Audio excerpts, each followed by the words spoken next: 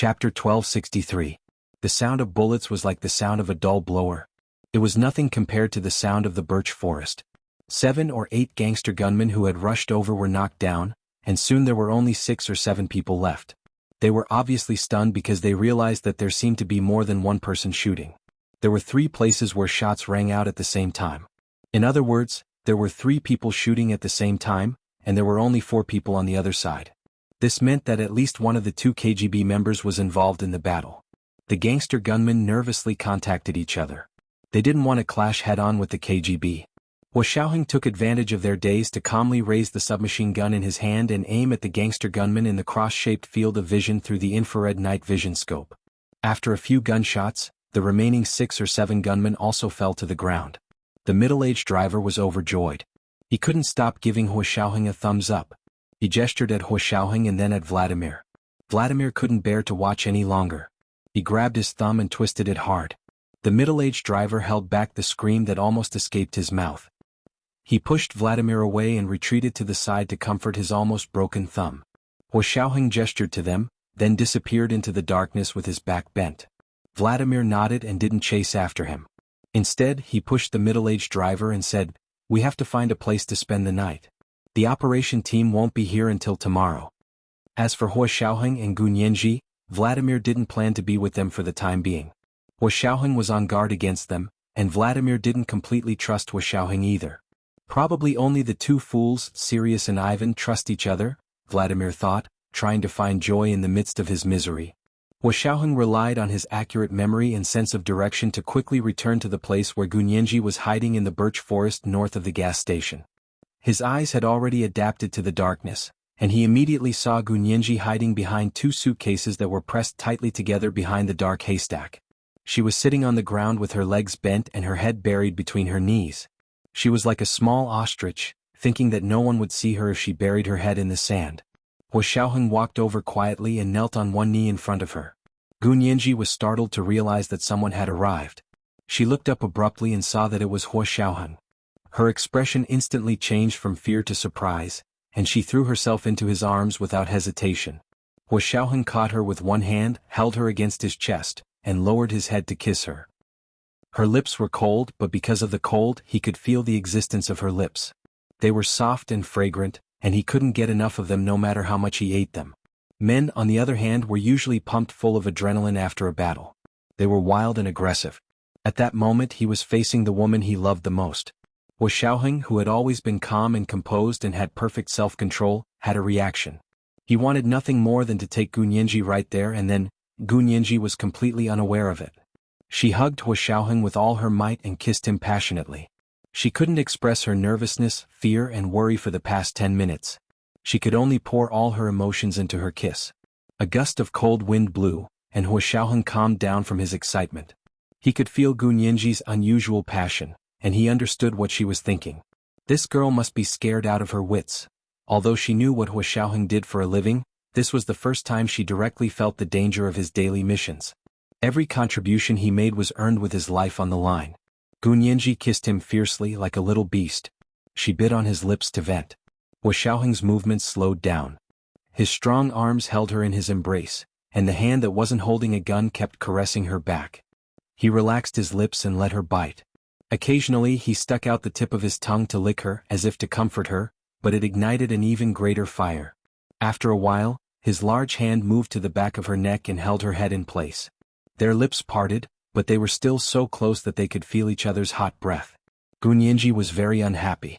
She still wanted to kiss him, so how could he not give it to her?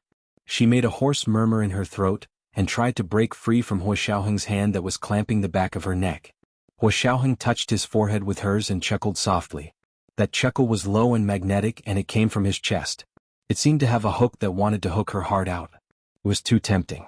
Not only was it against the rules, but it was also against the law. Gun Yanji looked at Wuxia in fascination. The moonlight pierced through the clouds and fog, shining into the birch forest, casting a deep and shallow silver glow. Wuxia's body still carried the smell of gunpowder.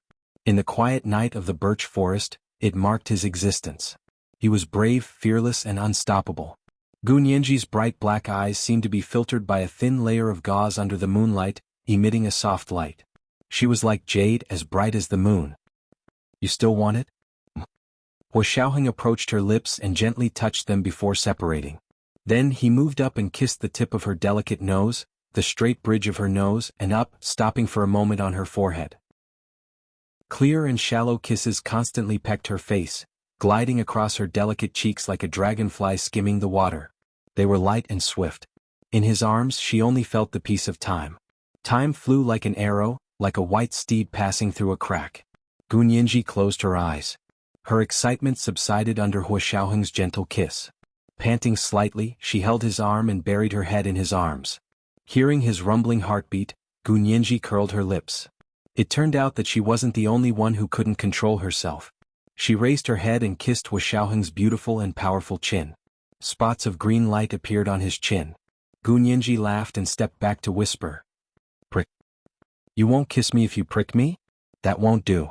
Hua Xiaoheng deliberately used his chin to scratch her tender little face.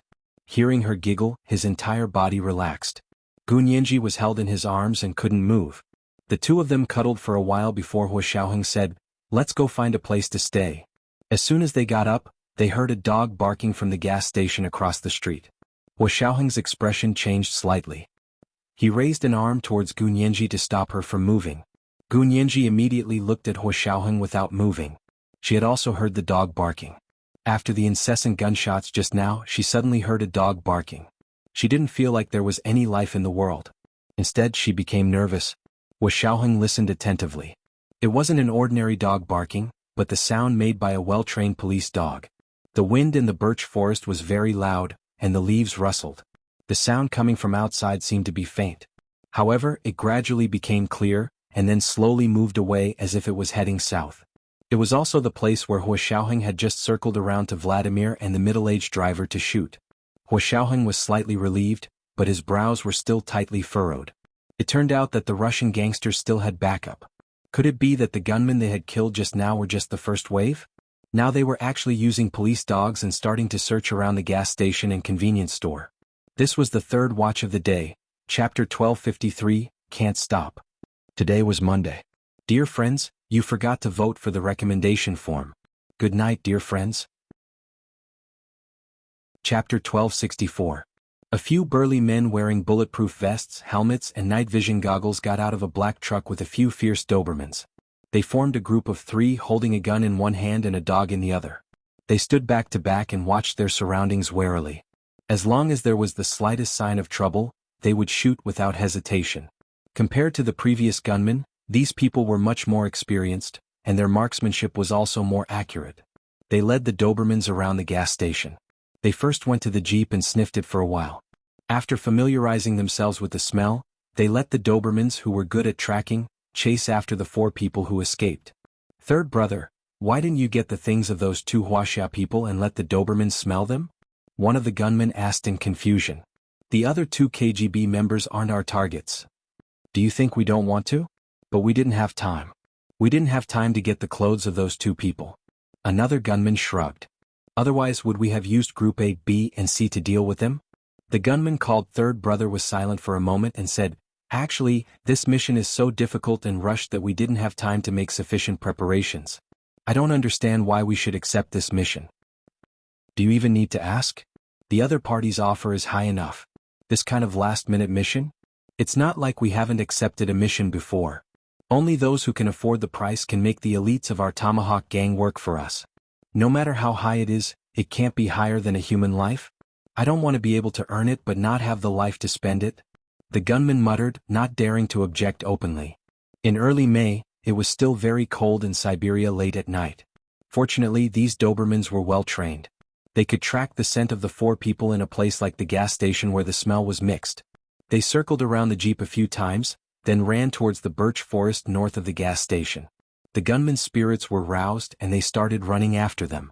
Vladimir and the driver, who were hiding behind the convenience store, were a little nervous when they saw this scene. They didn't expect these gang members to be so generous this time. Not only were there drones but there were also police dogs. There was no need to mention all kinds of gunmen and snipers.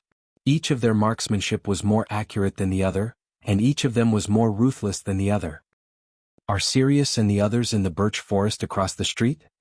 The middle-aged driver asked Vladimir uneasily. Vladimir nodded. Yes, haha, Major General Hua has overreached himself, hasn't he? Let him abandon us, he said lazily, but he still crawled out from his hiding place. He found a large rock on the ground and threw it towards the west. The Dobermans who were about to run to the birch forest on the other side immediately heard the sound of the stone. They turned back without hesitation and ran in the direction where the stone landed. Vladimir proudly returned to the place where he and the middle-aged driver were hiding. With a "come and praise me" look, he curled the corners of his mouth and said, "Oh, I forgot to take a picture of that stone and send it to my WeChat moments." The driver. He poked his head out for a moment, but it was too dark to see where the dogs and the gunman had gone. But listening to the occasional barking of dogs in the night sky, they seemed to have gone north again.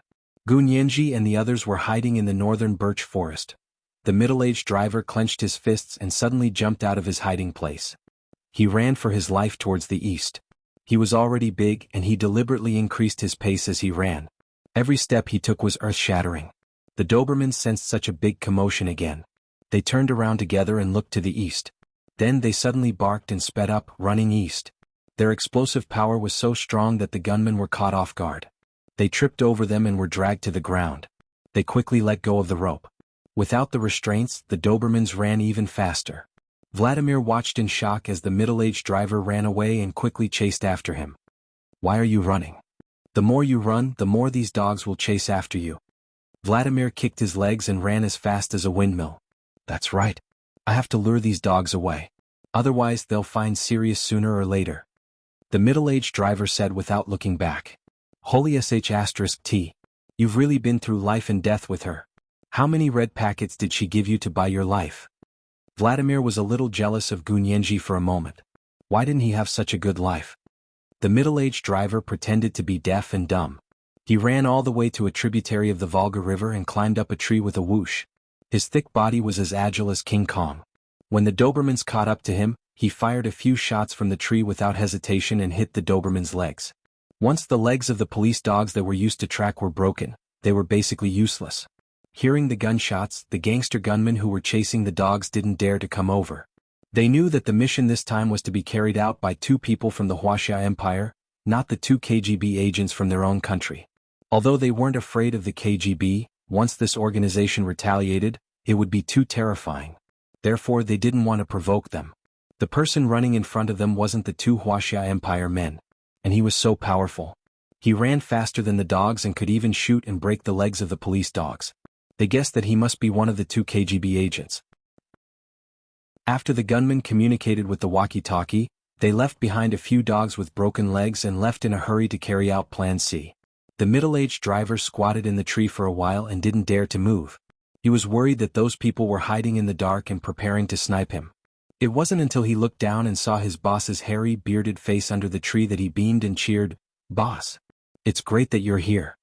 It was the first time Vladimir heard his stupid subordinate cheer sincerely. He was delighted, but in the next second, thump. The middle-aged driver jumped down from the tree and smashed into Vladimir. Vladimir's vision went black and he fell backward.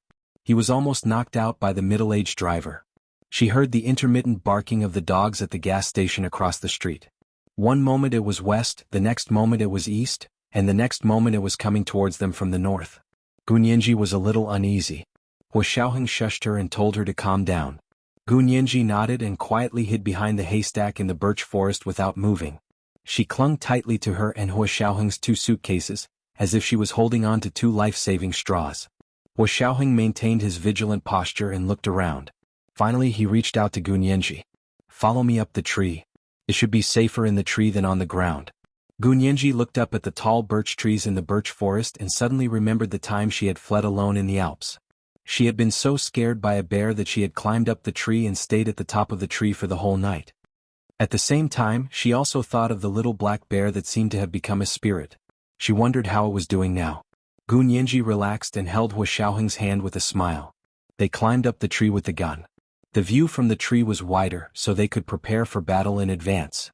Hua Xiaoheng didn't have binoculars, but the far-infrared night vision scope could be used as a telescope for the time being. In the dark night sky he could see the Dobermans jumping around the gas station. Several times they almost crossed the road and ran over to them. However, there was always a sound coming from the convenience store across the street. First, someone threw stones, then someone ran out and ran east. Xiaoheng was slightly stunned when he saw the burly figure in the cross-shaped field of view of the scope. Was that Ivan? That driver? Wasn't he hiding well? Why did he suddenly run? What's wrong? Gu Nianji quickly asked when she saw Xiaoheng's dazed expression. Xiaoheng showed her the scope. Look for yourself. Gu Nianji squinted and looked out through the scope. In the cross-shaped field of view, a running back appeared. It was broad, thick, and as sturdy as a bear. It's the driver? Gu Nianji was shocked and looked up at Xiaoheng. Why is he running? Is he naturally afraid of dogs? Xiaoheng? Even if he's naturally afraid of dogs, the KGB will turn him around. Xiaoheng patted Gu Nianji's head gently. Think again. Gu Nianji rolled her eyes and said tentatively, could it be that he's trying to lure those police dogs away? After saying that, she immediately felt that it was reliable and nodded vigorously. That's right, that's right. I think that's the case. Oh my, the driver is so nice. He helped us out of trouble. We have to give him a red packet immediately. Gu Nianji turned on her phone and found that she could still surf the internet. She immediately opened QQ and pulled Vladimir and the driver into a discussion group. She named it the KGB Trio, and sent the driver a designated red packet. Xiaoheng? It seemed that he had really underestimated the friendship built on red packets. They waited in the tree for a while and realized that the gunmen and police dogs were gone forever. However, Xiaoheng didn't dare to be careless. He jumped down from the tree and used the grass on the haystack to hide the 2 suitcases before climbing up the tree again. Gu Nianji held a pistol and stood guard for him from the tree. When she saw him climb up, she snuggled into his arms with the gun. Xiaoheng put the pistol back into the holster for her and hung it on her arm. He lowered his head and kissed her. I'm sorry to trouble you tonight. I'm afraid we'll have to spend the night in the tree. What's wrong with being with you? Gu Nianji hugged his neck and said with a smile, when I was in the Alps, I was chased up a tree by a bear and stayed in the tree for the whole night. Not only the tree but also the grass by the river, the cave on the mountain, and where haven't I slept in the wilderness? I was the only one. Gu Nianji's accident in the Alps was the most uncomfortable memory of Xiaoheng's life. He hugged her tightly. It's all in the past. I'll never leave you alone again. This was the first update of the day, chapter 1254, I'll never leave you alone again. The second update was at 1 p.m., and the third update was at 8 p.m. Moi. Chapter 1265. Gu Nianji was originally in a good mood, but after hearing Xiaoheng's words, she was in an even better mood. But as she smiled, her nose suddenly started to sting and tears welled up in her heart. No, she couldn't cry. She had cried too many times in front of Xiaoheng. She couldn't cry this time. Under the moonlight, she raised her head and smiled. Although she tried her best to hold it in, her nose was slightly moving up and down. Her eyes were gradually turning red, and the corners of her eyes and eyebrows were seeping with rouge. Xiaoheng stared at her and said calmly, why should I hold it in? In front of me you can cry and laugh if you want. The sentence was like an order. Gu Nianji's tears flowed down her fair cheeks. Sparkling tears hung on her fair cheeks, brighter than the moonlight. Xiaoheng didn't say anything. He just pressed her head into his arms and enveloped her. His embrace was warm and strong with an irresistible tenderness. Although they were on a tree and the sky was on the ground at this moment, he held up the entire sky for her. Gu Nianji felt that she loved him even more than before she went to the Alps. At that time, love was an intuition, a kind of lonely courage to conquer a male god. Now, love had settled in the depths of her heart. Even if she had sailed thousands of times and her heart had gone through thousands of twists and turns, looking back, the only person she wanted to accompany for the rest of her life was him. Leaning in his arms, she couldn't feel the cold Siberian wind at all. Gu Nianji was quiet for a while and gradually became sleepy. Her head nodded like a chick pecking at rice. Xiaoheng looked at her with interest and lowered his head to kiss her lips. It was warm and a little sweet. Are you going to sleep? Gu Nianji grunted and couldn't even open her eyes. Xiaoheng took off the Burberry wool-lined long coat she was wearing, opened his coat, and wrapped Gu Nianji's entire body in it. Gu Nianji's wool-lined long coat covered the two of them like a blanket. After a long night, the first rays of dawn appeared. Gu Nianji's long eyelashes fluttered as she slowly opened her eyes. Xiaoheng's body was emitting steam. The aura of a mature man was like a mountain that could block the wind, frost, rain, and snow. She looked at herself. She was only wearing a woolen cardigan and thin woolen trousers. However, she was tightly held in Xiaoheng's arms, and the two of them were wrapped in his coat. In addition to the coat, there was also Gu Nianji's wool-lined Burberry military uniform long coat. No wonder it was so warm last night. She almost sweated. Gu Nianji blew gently on Hua Xiaoheng's chin and smiled mischievously. Hua Xiaoheng woke up when Gu Nianji moved. However, he was too lazy to open his eyes and continued to rest. It wasn't until Gu Nianji began to mess around in his arms that he was afraid of making him angry. He closed his eyes and lowered his head. Following her breath, he leaned over and bit her smooth and delicate earlobe. He murmured, "Morning." Gu Nianji. He felt a piercing itch on his ear. She shrunk her neck and said with a smile, "What? Hungry? Eating my earlobes for breakfast?" "Can't I?" "Sure, but you have to ask for its permission." Gu Nianji tilted her head and said with a smile, "You can ask my earlobe. If it agrees, I lose." Hua Xiaoheng. He leaned on Gu Nianji's shoulder and took a deep breath. His hot breath made Gu Nianji's entire body tremble. Between the narrow branches she smiled and dodged. She actually didn't fall from the tree, because her waist was firmly held by Hua Xiaoheng. Hua Xiaoheng felt that he could wrap one hand around her slender waist. It was so slender yet so flexible. Hua Xiaoheng couldn't help but think of the charm of folding in half. Gu Nianji sensed that something was wrong and didn't dare to move anymore. She obediently snuggled up in his arms and said random things to divert Hua Xiaoheng's attention. "Major General Hua, how far are we from Tunguska? Can you find someone to pick us up?" Hua Xiaoheng suppressed the wild thoughts in his heart and said calmly, "It's not far. If we drive, we'll definitely be there in another 5 to 6 hours.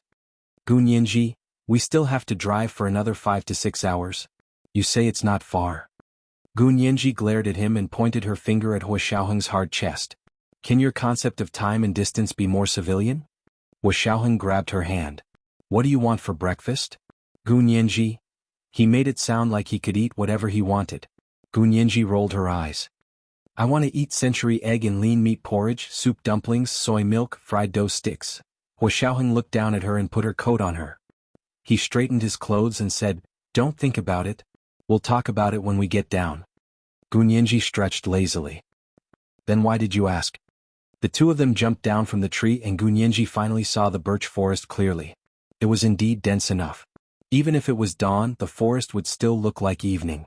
Only the morning light that seeped in through the gaps in the leaves added a touch of light to the dense forest. Will those criminals come again? Gu Nianji dragged the two suitcases and followed behind Hua Xiaoheng. Hua Xiaoheng held a gun in both hands. He held a small rifle in one hand and a long-handled pistol in the other as he led the way. "They should come again," Hua Xiaoheng said nonchalantly. "As long as these people don't work with the KGB, there's no need to worry." "They won't." Gu Nianji shook her head with certainty. "Uncle Ivan and Vladimir won't make things difficult for us." Gu Nianji had strengthened her belief when she saw the driver's back through the scope yesterday. Hua Xiaoheng was also inclined to think that Vladimir and the driver weren't the masterminds behind the scenes. They had been caught in the crossfire. But who was the mastermind behind the scenes?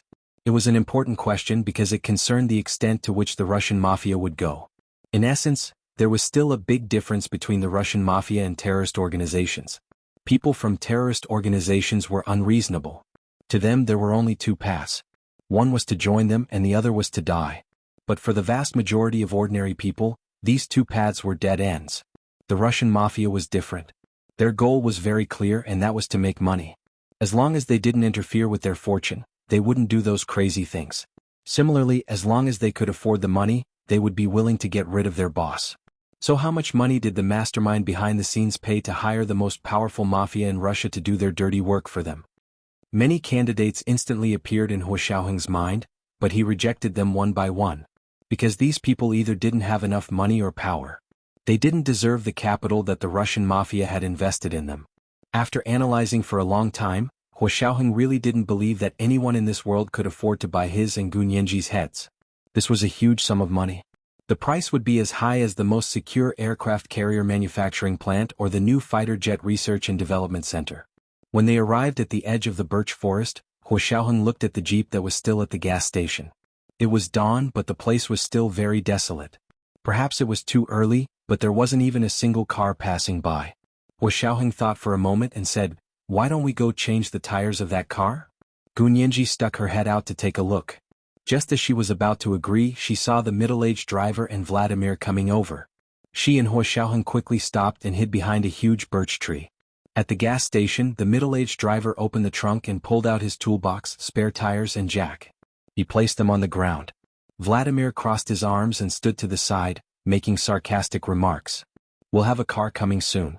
What's the use of changing tires? Who knows how many cars they drive? I've been driving this car for several years. Just like my wife, I can't bear to leave it here alone. The middle-aged driver smiled and said to Vladimir, call Sirius and ask them to come over. Why should I call? Vladimir glared at him but still took out his phone. However, when he turned on the phone, he quietly opened WeChat and took a look at his WeChat moments. Last night, Gunyinji had posted a status on her WeChat moments. Remember here, heart emotion. JPG, Uncle Ivan's deep friendship can only be repaid with a red packet. Then there was a screenshot of the 88 red packet. Vladimir? He quickly opened the button and found that he had been pulled into a discussion group called KGB Trio. The moment he clicked in, he saw the exclusive red packet of 88 yuan. Vladimir instantly felt like he had been dealt a critical blow. This was the second update of the day, Chapter 1255, dealt a critical blow of 10,000 points. It was 8 o'clock in the evening. Moi. Chapter 1266. After staring blankly at the discussion group for a while, Vladimir secretly spat and sent a text message to Gunyinji's phone expressionlessly. Gunyinji felt her phone vibrate, so she immediately took it out to take a look. Vladimir, I'm repairing the car. You guys come over. Smile. JPG. His tone was rather cold, and his smile revealed a subtle hint of MMP. Gunyinji, she showed her phone to Hua Xiaoheng and whispered, do you want to go over? Hua Xiaoheng thought about it. Let's go. Those gang members still didn't seem to dare to go against the KGB. It should be easier to follow these two. Gunyinji and Hua Xiaoheng walked out of the birch forest and walked towards the gas station. Serious? You're fine. That's great. The middle-aged driver squatted on the ground to change the tire. He looked up and saw them walking over and immediately laughed. Vladimir kicked him impatiently and growled, change your tire. Are you trying to lure the enemy over again by shouting so loudly? The middle-aged driver quickly lowered his voice and gave Gunyinji and Hua Xiaoheng a big smile. He then lowered his head and quickly changed the tire. Gunyinji walked over gratefully and said, Uncle Ivan, thank you so much yesterday. Did you see the exclusive red packet I sent you? There's a red packet. And it's exclusive?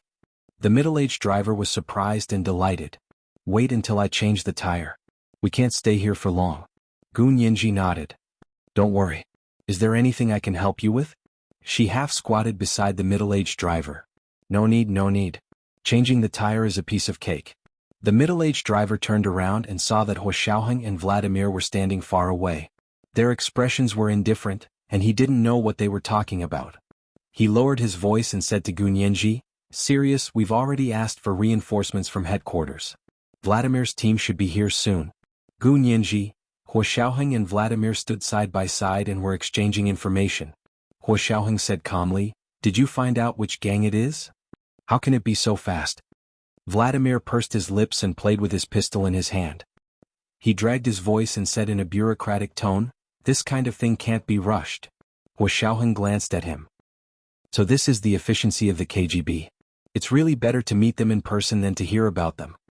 Vladimir knew that Hua Xiaoheng was deliberately provoking him, so he rolled his eyes.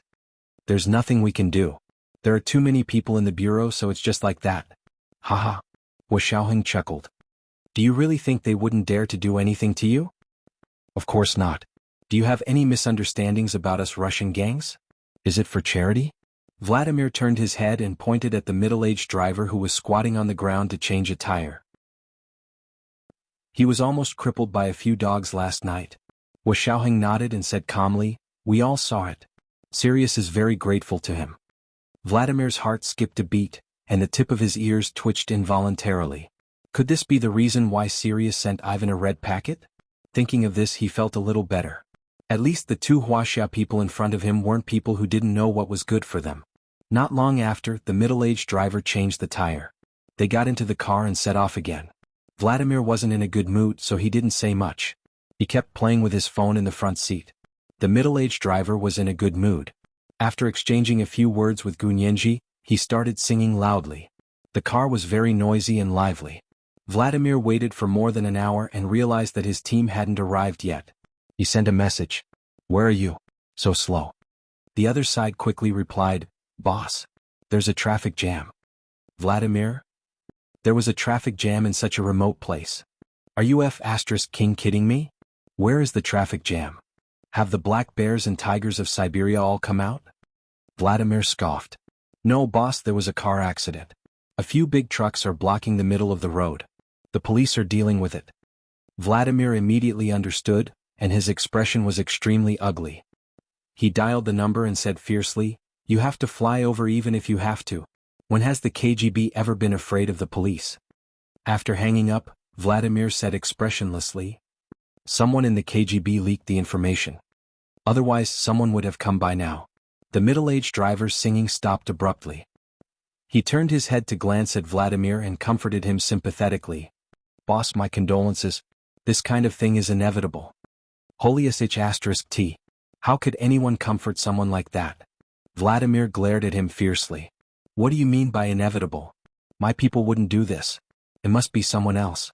A KGB operator? A secretary? Or maybe a cleaner. There won't be such a person in my team." Wuxia understood Vladimir's current state of mind. They were all friends who had risked their lives to build a relationship. How could he accept a traitor among his own people? But what the middle-aged driver said made sense. Infiltration and reverse infiltration were common in their line of work. Wuxia leaned forward and patted Vladimir on the shoulder. He said in Russian, "Don't be anxious. Now think carefully about which gang has such great power. To use the people in the KGB, they would have to pay a huge price. For the gangs, the spies hidden in the government were their most precious assets. They wouldn't use this line unless they had no choice or if they didn't have great benefits. Once they used it, it meant that this line could no longer be used. Many spies were one-time consumable luxuries." Vladimir came back to his senses and nodded. He picked up his phone and was about to issue an order when he saw that there was a red packet message on his phone. He clicked on it without batting an eyelid and saw that Gunyenji had also sent him an exclusive red packet. Although it wasn't as much as 888, it instantly soothed Vladimir's indescribable anxiety and uneasiness. "This red packet is poisonous." Vladimir cursed in his heart. It was just like Pavlov's dog training principle. If he did well, he would give him a few dog bones. However, he and Ivan had actually fallen for it. It couldn't be any better. Vladimir perked up and dialed his team's number. "Where are you? Near the train station? Okay, I'll give you 2 hours. If you don't have 2 hours, you'll be dismissed on the spot." Vladimir gave a firm order. They really didn't take him seriously. He also had an insider. Vladimir also sent a deeply encrypted message to the KGB's mole in the gang. "Find out the client who is hunting down the Wuxia Empire's senior officials as soon as possible." This was the 3rd chapter of today. Chapter 1256, This Red Packet is Poisonous. This chapter wasn't very long. He was too busy to write more. He would try to make up for the big chapter tomorrow. Good night, my dears. Chapter 1267. Vladimir wasn't entirely sure which gang had done it, but it was definitely related to Russia's largest gang, the Tomahawk Gang. Even if the Tomahawk Gang hadn't done it directly, they would have interfered. The reason was very simple. It was what Wuxia had said. Other gangs probably didn't have that much power. Even if they encountered such a big deal by chance, they wouldn't be able to complete this task entirely on their own. They had to find help, and usually they would find Russia's largest gang, the Tomahawk Gang, to cooperate. The KGB had their own spies in all the major gangs in Russia, but this time, considering that the level involved should be relatively high, Vladimir found a spy who had been lurking in the Tomahawk Gang for many years. After the message was sent, Vladimir looked at his watch again. 15 minutes had passed, and he had given his team a deadline of 2 hours. In less than 2 hours, his team would be completely disbanded. Because this proved that these people were either incompetent, hesitant, or in cahoots with the gangs. No matter which one it was, he wouldn't use these useless people again. Vladimir's team was a temporary team made up of network experts, snipers, observers, explosives, and mechanical experts. There was also a medical staff. It was a configuration that could be used on the battlefield. Mechanical experts were also experts at operating and repairing all kinds of machines such as cars, airplanes, ships, and even tanks. Once they raced on the road, even the first-rate F1 racers were no match for them. At this moment, the three Hummer SUVs in front and behind their team were blocked on the road by two overturned 18-wheelers. There were also more than 10 police cars with flashing lights blocking the road. There was also a large crane trying to lift the overturned 18-wheelers up so that it could be driven away. The three people driving the KGB's team were all hidden mechanical experts. One of them had even used a fake identity to participate in the European F1 Formula and won the World Championship once. They propped their heads up and leaned against the open window, looking expressionlessly at the two roadblocks in front of them. What should we do? The boss has given us a death order to catch up with them within 2 hours. The leader of the operation team, Peter, was a man in his 30s. He was not tall, nor did he look very sturdy. His eyes were always squinting as if he had not woken up yet. However, only his companions knew that the speed at which he drew his gun was shockingly fast. The fastest person to draw a gun on the entire blue planet, from drawing a gun, aiming, to shooting, it only took 0.21 seconds. However, their team leader could do it in 0.18 seconds, which was 0.3 seconds faster than the world record. It had already surpassed the limits of the human body. Of course, even though the KGB had unique skills, they wouldn't make it public. 2 hours shouldn't be a problem. Their deputy leader, Lena, was a woman. She looked to be between 25 and 35 years old. It was hard to tell how old she was. She looked ordinary, with a sallow complexion, high cheekbones, short hair, and a pair of large black-rimmed glasses. His hair and eyes were black and he looked like a typical yellow Tatar. The young woman who could be the deputy team leader of the KGB's operation team was undoubtedly capable. Vladimir had specially selected her to participate in this operation. Other than her, the other members of the action team were all men. No problem? The road ahead is blocked. We have to take a long detour. Even if we race at the speed of an F1 car, we won't be able to get there in 2 hours. A middle-aged man in his 40s muttered unhappily. He was extremely dissatisfied with Lena, a woman, being the deputy team leader of the operation team, and she was so much younger than him. What do you think? Peter, the team leader, looked at Lena. You've always had more ideas. Lena didn't smile. She pushed her black-rimmed glasses up the bridge of her nose and said seriously, drive straight over. Everyone, she wasn't joking, right? There were two overturned 18-wheelers in front of them. However, on second thought, they had the best manipulator. It wasn't inferior to any of the top racers in Europe. And the most important thing about a racer, other than speed, was the ability to control his car. To put it simply, they could also do the moves that stunt drivers could do. The drivers of the three cars came to their senses, and their faces revealed excited expressions. Get in the car. Let's give it a try. If it doesn't work, we'll disband on the spot. Most of the people got into the car with laughter, sat in their seats and fastened their seat belts. A few people stayed and slowly blended into the crowd. They all knew that this car accident was definitely not a coincidence. Someone was behind it. To play tricks in front of the KGB, it seemed that the person behind the scenes thought that they were great. When had the KGB ever suffered such a loss in their own country? Naturally, they had to return the favor. After everyone got into the car, Lena found the police officers who were on duty with a straight face. She showed them her ID and said expressionlessly, KGB. Do as you see fit. Then she turned around and got into the car, leaving the police officers behind and looking at each other. Some police officers secretly went to make a phone call, and some police officers shouted at them to not do anything illegal. However, most of the police officers just stood by and watched, pretending not to see the three modified Hummers that were already roaring. The team leader, Peter, walked to the front of the crane and climbed up the door like an ape. He raised his gun and chased the crane driver out of the crane, then sat in it himself. While chewing gum, he controlled the huge ring of the crane and smashed it down on one of the overturned 18-wheelers. The ring was originally used to bear weight, and it weighed more than 1,000 pounds. Now that it had smashed into the thin iron sheet of the 18-wheeler, it immediately pressed the carriage into a slope. He smashed it a few more times to reinforce the slope. The people outside the car were dumbfounded. Even the 18-wheeler driver's mouth was wide open. Looking at this comical and frightening scene, no one dared to protest. They were completely stunned by Peter's smashing aura as if nothing had happened.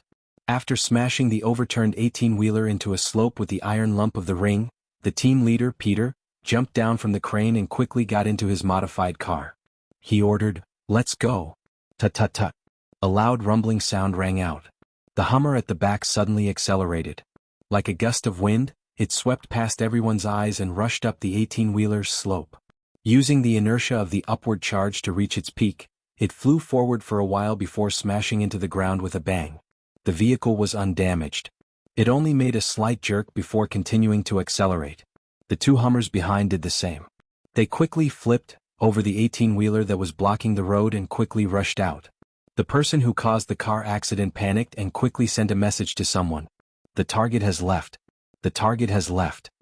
Before the message could finish, a few KGB agents had already come up from behind. They covered their mouths with one hand and strangled their necks with the other. They dragged the person who sent the message away from the crowd. Before the police officer who had called to inform them could put down the phone, a smiling KGB agent had already walked over and showed him his ID. "Do you want to leave by yourself or do you want us to take you away?" The police officer's expression changed. He turned around and was about to run. "You're in such a hurry to leave by yourself?" The KGB agent shook his head and took a step forward. He knocked the police officer unconscious and took him away. Vladimir and the other's car had just entered the Central Siberian Highway. The surroundings were even more desolate. There was only a tall birch forest standing tall. Light green leaves covered the branches, and the grass was green as far as the eye could see. There were also large tracts of farms on both sides of the highway, but most of them were abandoned.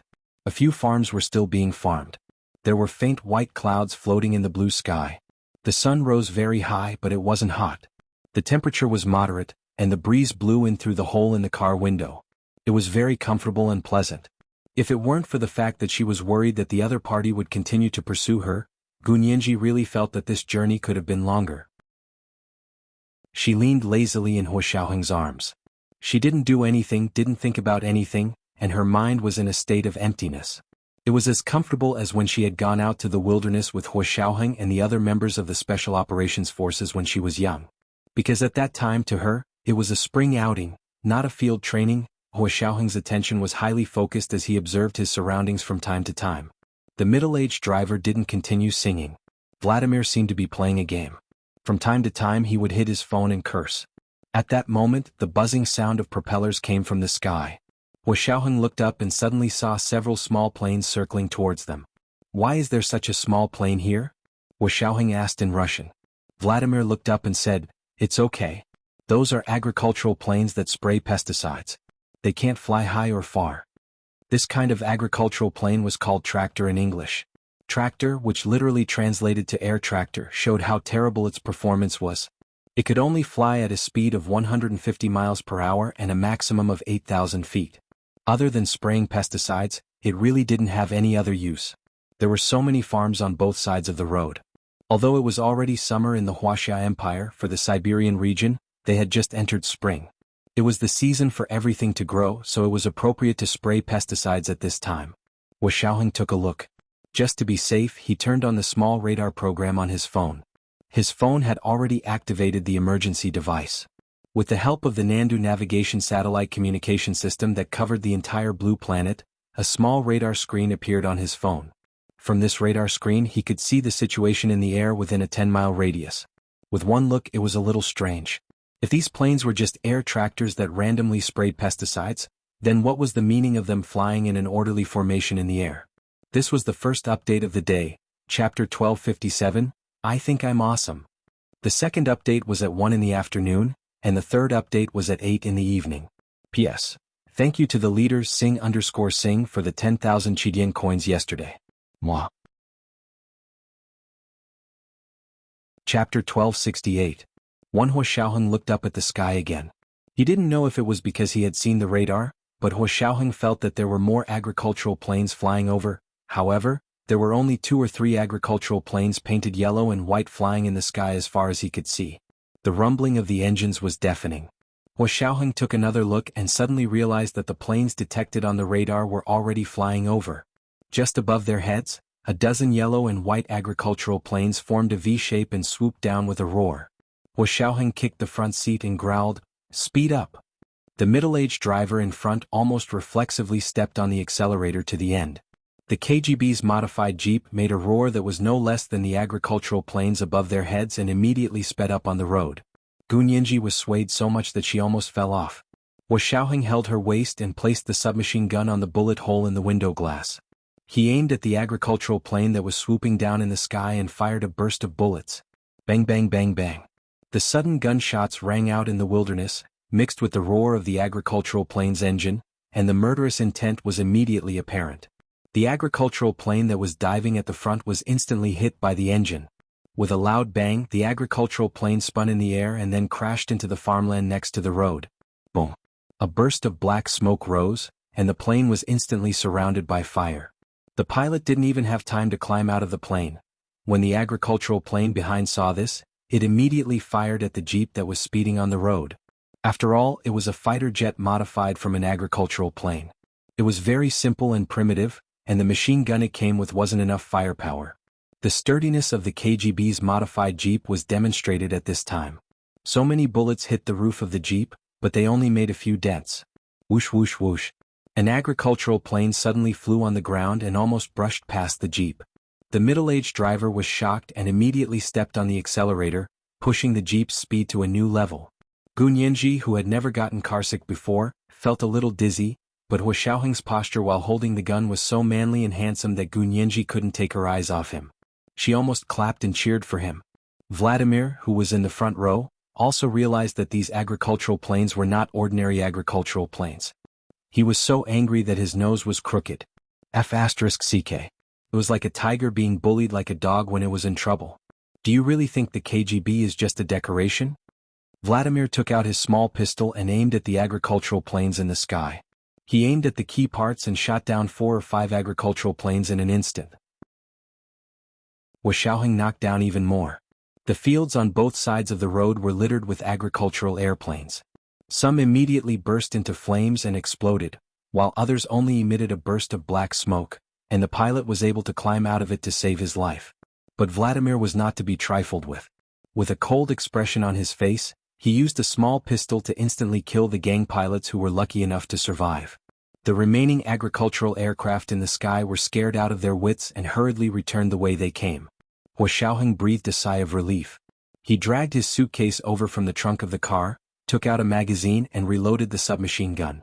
Gu Nianji touched the shaft of his gun and said enviously, "Major General Hua, your marksmanship is so accurate." Hua Xiaoheng, with such a big target and such a close distance, was she praising him or mocking him? However, seeing how excited Gu Nianji's little face was, he didn't argue with her.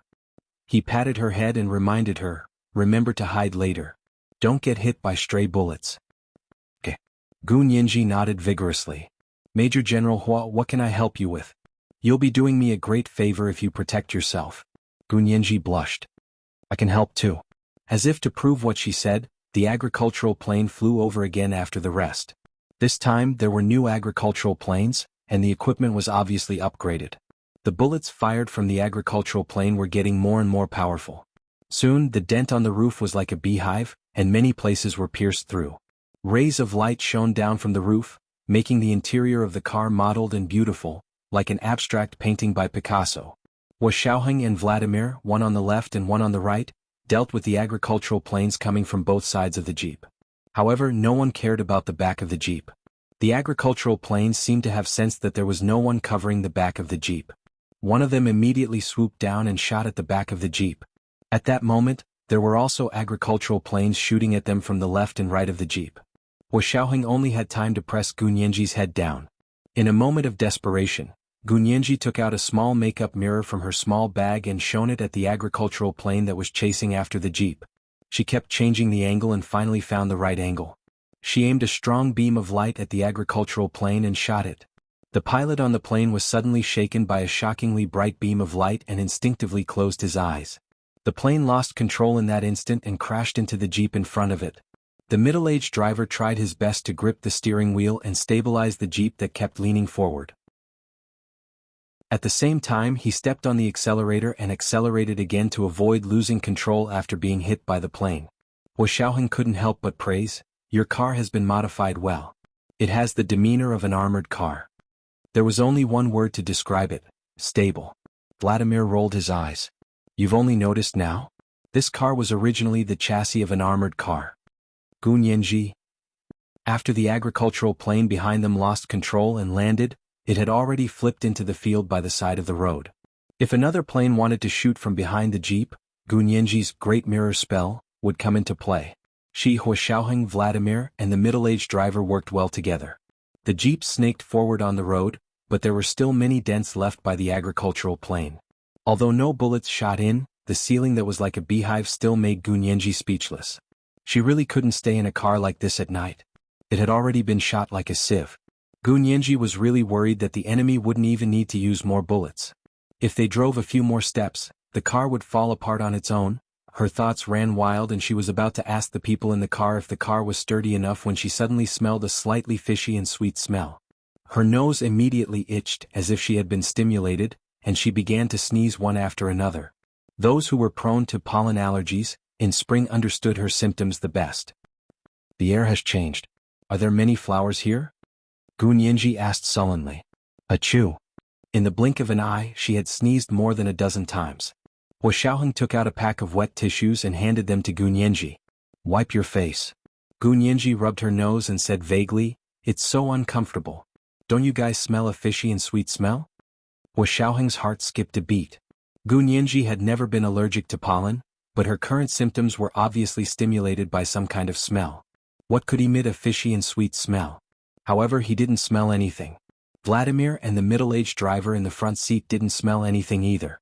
Gunyenji frowned. You really didn't smell it? Vladimir was about to mock Gunyenji for being delicate when the fishy and sweet smell gradually drifted over. His expression suddenly changed. He immediately covered his nose and said angrily, They're actually using biological weapons. Gunyenji. Biological weapons?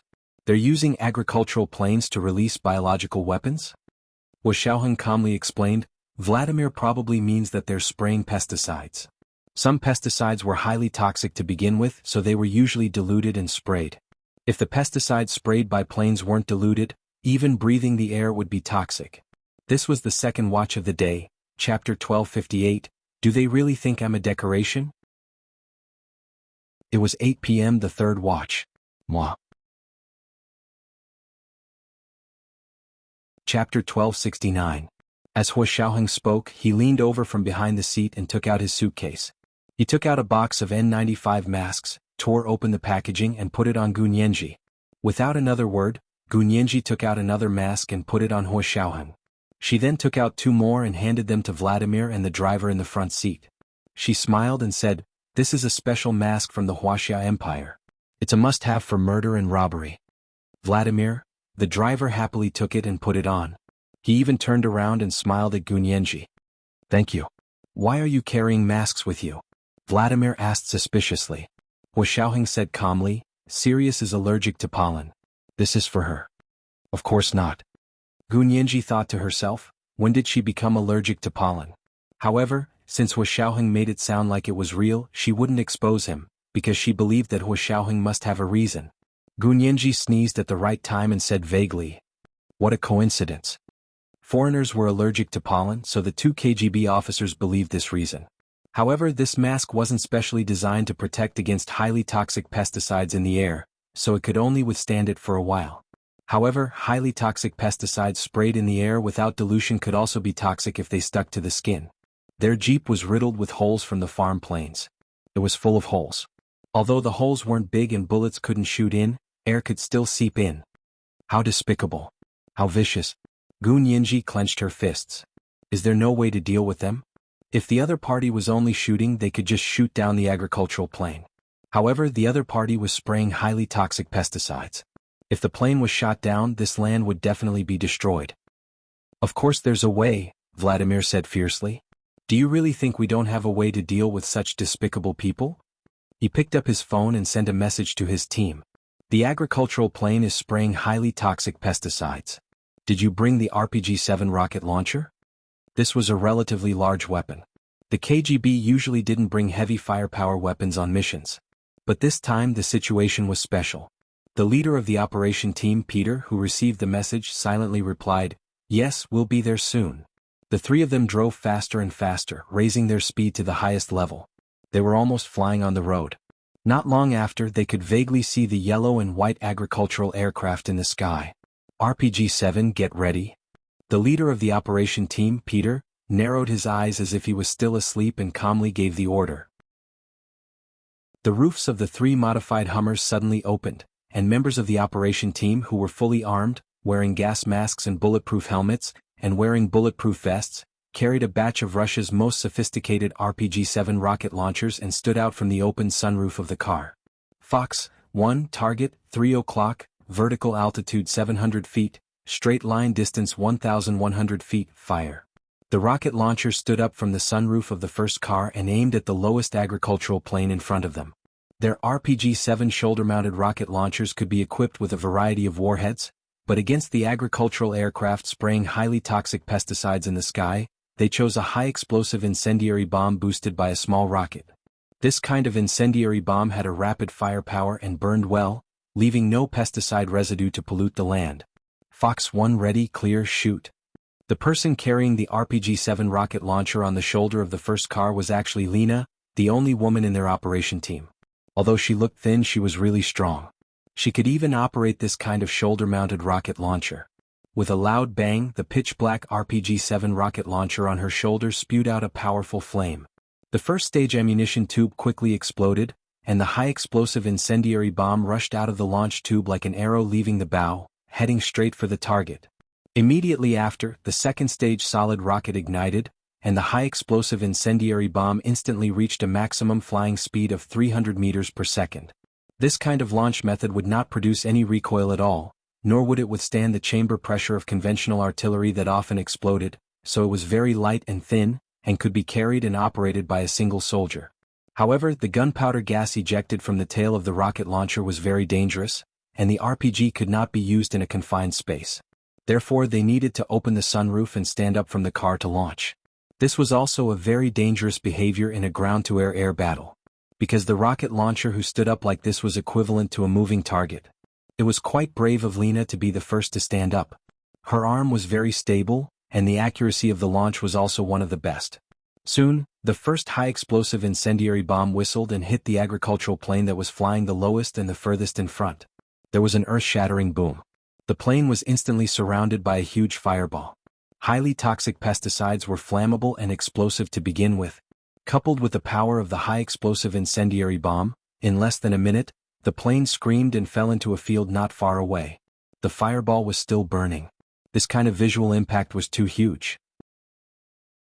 The pilots flying the agricultural planes were all scared out of their wits, and their hands couldn't even hold the joystick in front of them. But if they wanted to return, the KGB operation team that was chasing after them wouldn't let them go.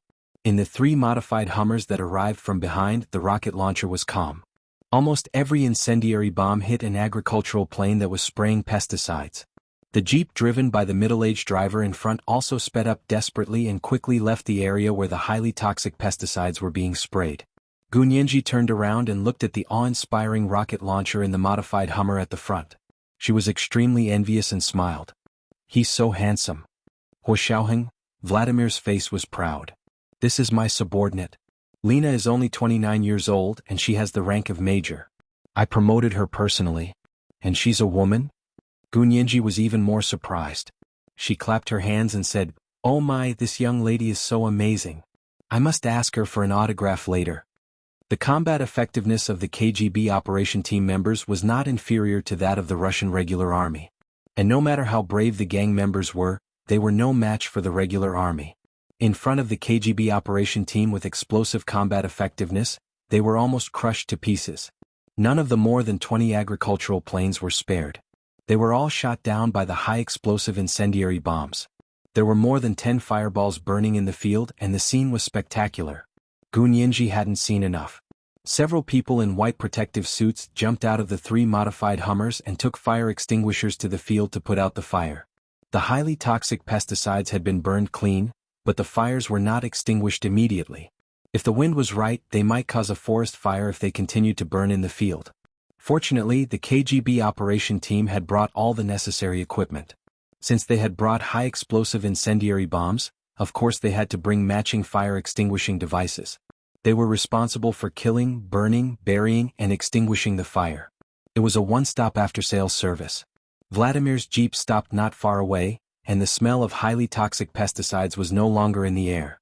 A gust of wind blew, bringing with it the smell of burning. Gunyenji jumped out of the car. She was still wearing a mask, but her large, dark eyes seemed to be shining. She watched the people in the Hummer behind her walk towards them step by step. Vladimir stood beside her and said proudly, "Serious, isn't she amazing?" Xiaoheng also got out of the car. With his hands behind his back, he stood calmly beside Gunyanji. His gaze was deep and distant. His gaze swept past Lena's face and landed on Peter, who was diagonally behind her. Peter still looked like he hadn't woken up yet. He followed Lena to Vladimir, then suddenly raised his right hand and saluted. "Mr. Vladimir, Action Team 1 reporting for duty." It took 1 hour, 58 minutes and 49 seconds. This was the third update of the day, Chapter 1259, The Tiger's Rage. Good night, my dears. Chapter 1270. Vladimir laughed heartily and patted Peter on the shoulder. Good, good, good. As expected of our first operation team. You didn't embarrass me. Moreover, this time he had helped him gain face in front of Xiaoheng, which was even more significant. Peter still looked sleepy. His eyelids drooped and he said calmly, "This time it's all thanks to Major Lena. She reminded us to carry RPG launchers and incendiary bombs, and when we were besieged, she boldly suggested leaping over the 18-wheeler truck." Vladimir was overjoyed when he heard this. He said to Lena in Russian with an extremely pleasant expression, "Major Lena, you've made a great contribution this time. You'll be promoted to Lieutenant Colonel when you get back." "Thank you, Lieutenant General Vladimir," Lena said calmly. She stood at attention and saluted. Her face was expressionless, and she had the demeanor of a general who wasn't happy about material gains or sad about personal losses. Although this woman wasn't good-looking, she really had a good voice. Gunyanji, who was attracted to sound, couldn't help liking this calm and composed lady even more. Moreover, she looked very similar to the Wuxia Empire people, so her sense of familiarity with her increased exponentially. Gunyanji didn't understand Russian, but from the way Vladimir and the 2 KGB members in front of her responded, she knew that they were reporting on their work. They had probably done a good job and had received Vladimir's strong praise. Gunyanji quietly took a step back and moved to the driver's side. She asked in a low voice, "Uncle Ivan, what are they talking about?" The middle-aged driver also whispered in English. Gunyanji was elated when she heard this. She couldn't help nodding and saying, "So it's all because of this lady? She's so amazing." It was rare for Gunyanji to be completely convinced by someone else. Other than Xiaoheng, this was probably the second person she was completely convinced of. As a woman, it wasn't easy to make a name for herself in an organization like the KGB with her own abilities. Gunyanji excitedly cheered for the lady. Vladimir looked at Xiaoheng proudly. "How is it? Major General Hua, do you still like our people?" Everyone said that the Wuxia Empire's Special Operations Forces was very powerful. In the past few years, their international reputation had risen, and they were almost overshadowed by the old KGB. Although they weren't in a direct competition, everyone in this line of work wanted to be number one. No one was willing to submit to the other and no one was willing to be number two. But there could only be one first. Xiaoheng smiled and said politely, "Of course, if the famous KGB couldn't even deal with a few gang members, people would laugh their heads off if word got out." Vladimir was happy at first, but the more he thought about it, the more unhappy he became. Was she praising him or insulting him? He didn't even treat his subordinates in such a pleasant manner. He put away his smile and said with a straight face, "All right, get in the car." He then asked, "Has the follow-up work been assigned?" "It's in progress," Peter said cautiously and remained silent in front of Xiaoheng. Lena, on the other hand, had a poker face from beginning to end. The expression on her face seemed to be stuck with 502 glue, and she didn't even need to smile. Vladimir looked at her, then at Gunyanji, who was whispering to the driver and smiling happily. He turned around and said, "Major Lena, the Wuxia Empire woman over there is called Sirius. She's our distinguished guest. From today onwards, you'll be in charge of her security. I want you to stay close to her and ensure her safety." "Yes, Lieutenant General Vladimir." Lena stood at attention again and accepted the mission. She walked to Gunyanji's side with a wooden face and stood there like a bodyguard. Gunyanji was so excited that she didn't know where to put her hands when she saw the lady she admired walk to her side. She couldn't help wiping her hands on her clothes before reaching out to Lena. She greeted her warmly in English, "Hello, I'm Sirius. Nice to meet you. I admire you so much. You looked so cool when you carried the rocket launcher on your shoulder. Can I ask for your autograph?" Lena lowered her eyes as if she thought she was being too noisy, but she didn't say anything. She didn't shake hands with her and only said something in Russian. Gunyenji looked at the driver next to her for help. What did the lady say? The driver smiled and punched Lena. Lena, don't you speak English? You have a standard Oxford accent. Our Sirius also has an Oxford accent. Lena glanced at Gunyenji and replied in English. I can sign, but you don't have to thank me. I'm a woman, so I'm not handsome. Thank you. It was indeed a standard Oxford accent, and her words were concise and to the point. Although her attitude was a little cold, it wasn't cold. Instead, there was an inherent calmness and composure. Gunyenji felt that even if she lived for another 100 years, she wouldn't have such a calm aura. No wonder she had become the backbone of the KGB at the age of 29. The only person who was more impressive than her was Major General Hua, right? Gunyenji felt even more proud of Hua Xiaoheng. She smiled and said, Miss Lena speaks really good English. I'll go find my Polaroid later. Let's take a photo and then you can sign the back of the photo for me, okay? The driver asked curiously, You still use Polaroid now? What's wrong? Can't I? Gunyenji picked up her phone. Phones also have their shortcomings, so I need Polaroid to make up for them. In fact, Polaroid was something that Hua Xiaoheng had brought along, so it definitely wasn't used to print disposable photos. However, it also had this function, so Gunyenji borrowed it. The driver watched as Gunyenji went to the car to take out the Polaroid. He quickly stood over and took the initiative to say, Sirius, take a photo for me. I'll sign it for you. He even made a gesture of writing with his hand. Gunyenji had taken a few photos with the driver and Vladimir in Red Square, but those photos were all on her phone and couldn't be printed out for the time being. Seeing that the driver had taken the initiative to ask, she quickly nodded with a smile. I couldn't ask for more, Uncle Ivan. Come, let's take a photo together. She stuffed the Polaroid into Hua Xiaoheng's arms. Major General Hua, take a few photos for us. Hua Xiaoheng quietly picked up the Polaroid and aimed it at Gunyenji and the driver. With a click, he took a picture of the two of them smiling. Gunyenji had a small face, fair skin, long eyebrows, big eyes, a straight nose and naturally defined lips. It was as if they had been painted and they were especially photogenic. The driver stood next to her, holding up a V sign and smiling charmingly. Then Gunyenji walked to Lena's side and looked at her enviously. She was almost 1.75 meters tall, 5 centimeters taller than herself. Miss Lena, shall we take a photo together? Gunyenji asked enthusiastically. Lena nodded. Just call me Lena. Hearing the words Miss Lena gave her goosebumps. Gunyenji nodded embarrassedly. Okay, Lena. She carefully stood beside Lena and secretly made a V sign. She smiled with satisfaction and pride. Hua Xiaoheng also took a few photos of her and Lena and quickly printed them out with the Polaroid. Gunyenji picked the best photo of her and Lena and signed it with both hands. She smiled almost obsequiously. Lena, I have a pen here. Lena looked at the photo carefully for a while. This little girl was really too beautiful. Just looking at the photo made people breathless.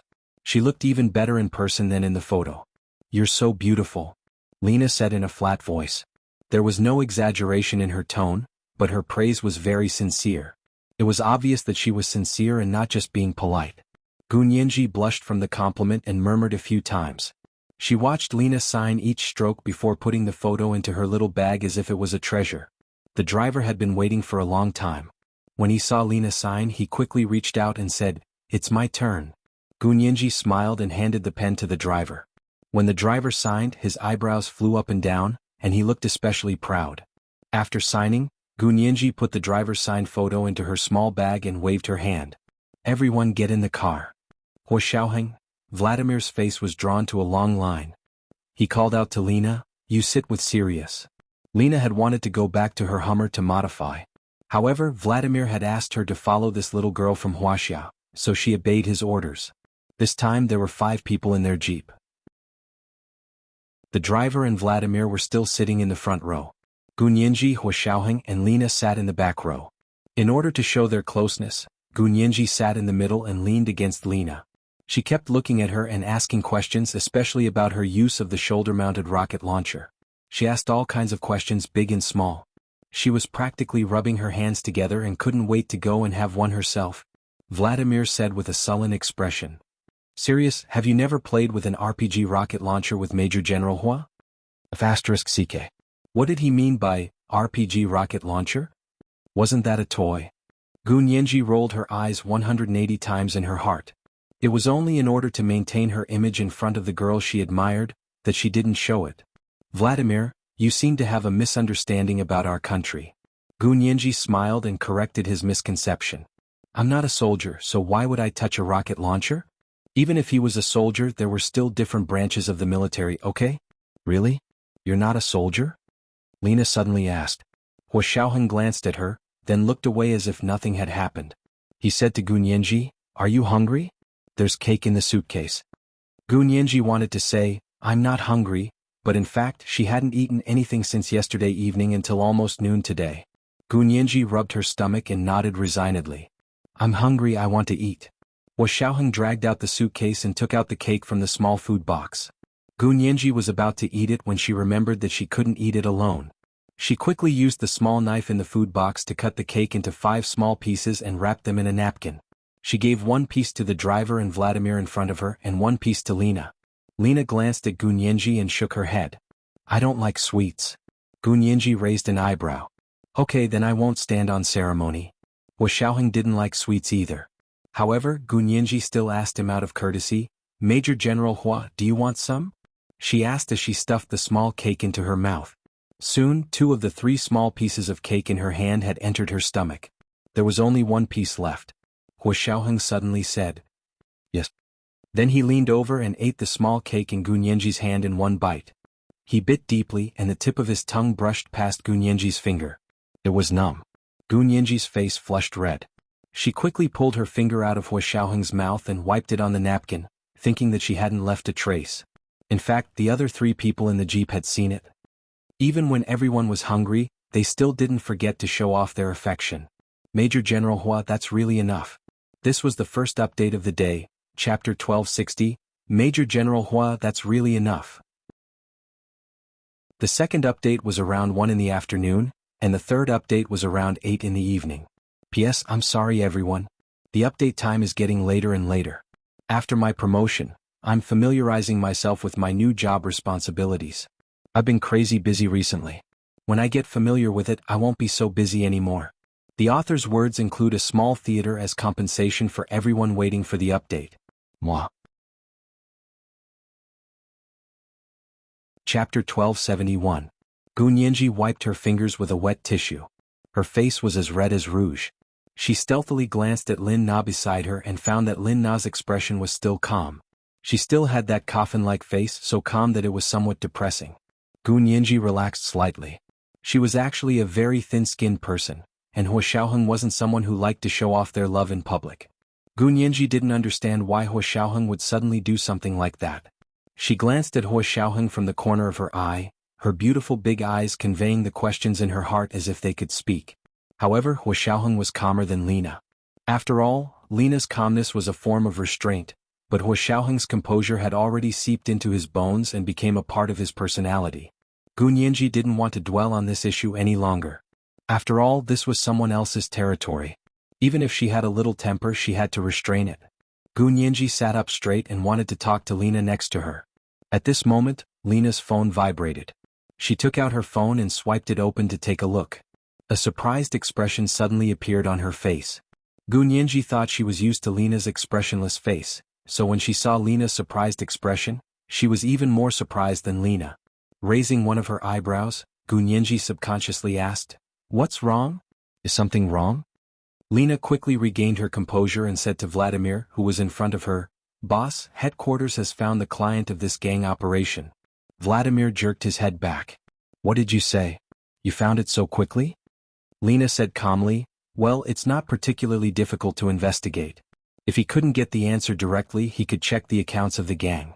Unless the client pays in cash, the bank will be able to identify their client." After a pause, Lena said, "We were lucky this time. The other party didn't use cash for the transaction. They used bank transfer." "Where did the money come from?" Vladimir held his breath and listened attentively, afraid that he would miss a word. They were talking in Russian. However, Gu Nianji was the only one in the jeep who didn't understand Russian. The other 4 people in the car not only spoke Russian, but were also proficient in it. Hua Xiaoheng also pricked up his ears to listen to Vladimir and Lena's conversation. They must be doing Hua Xiaoheng a favor by talking directly in front of him. After all, this person had attempted to kill Hua Xiaoheng and Gun Yanji. Hua Xiaoheng was also very curious about the client behind the scenes. Lena raised her phone and showed it to Vladimir. This is other evidence from our people.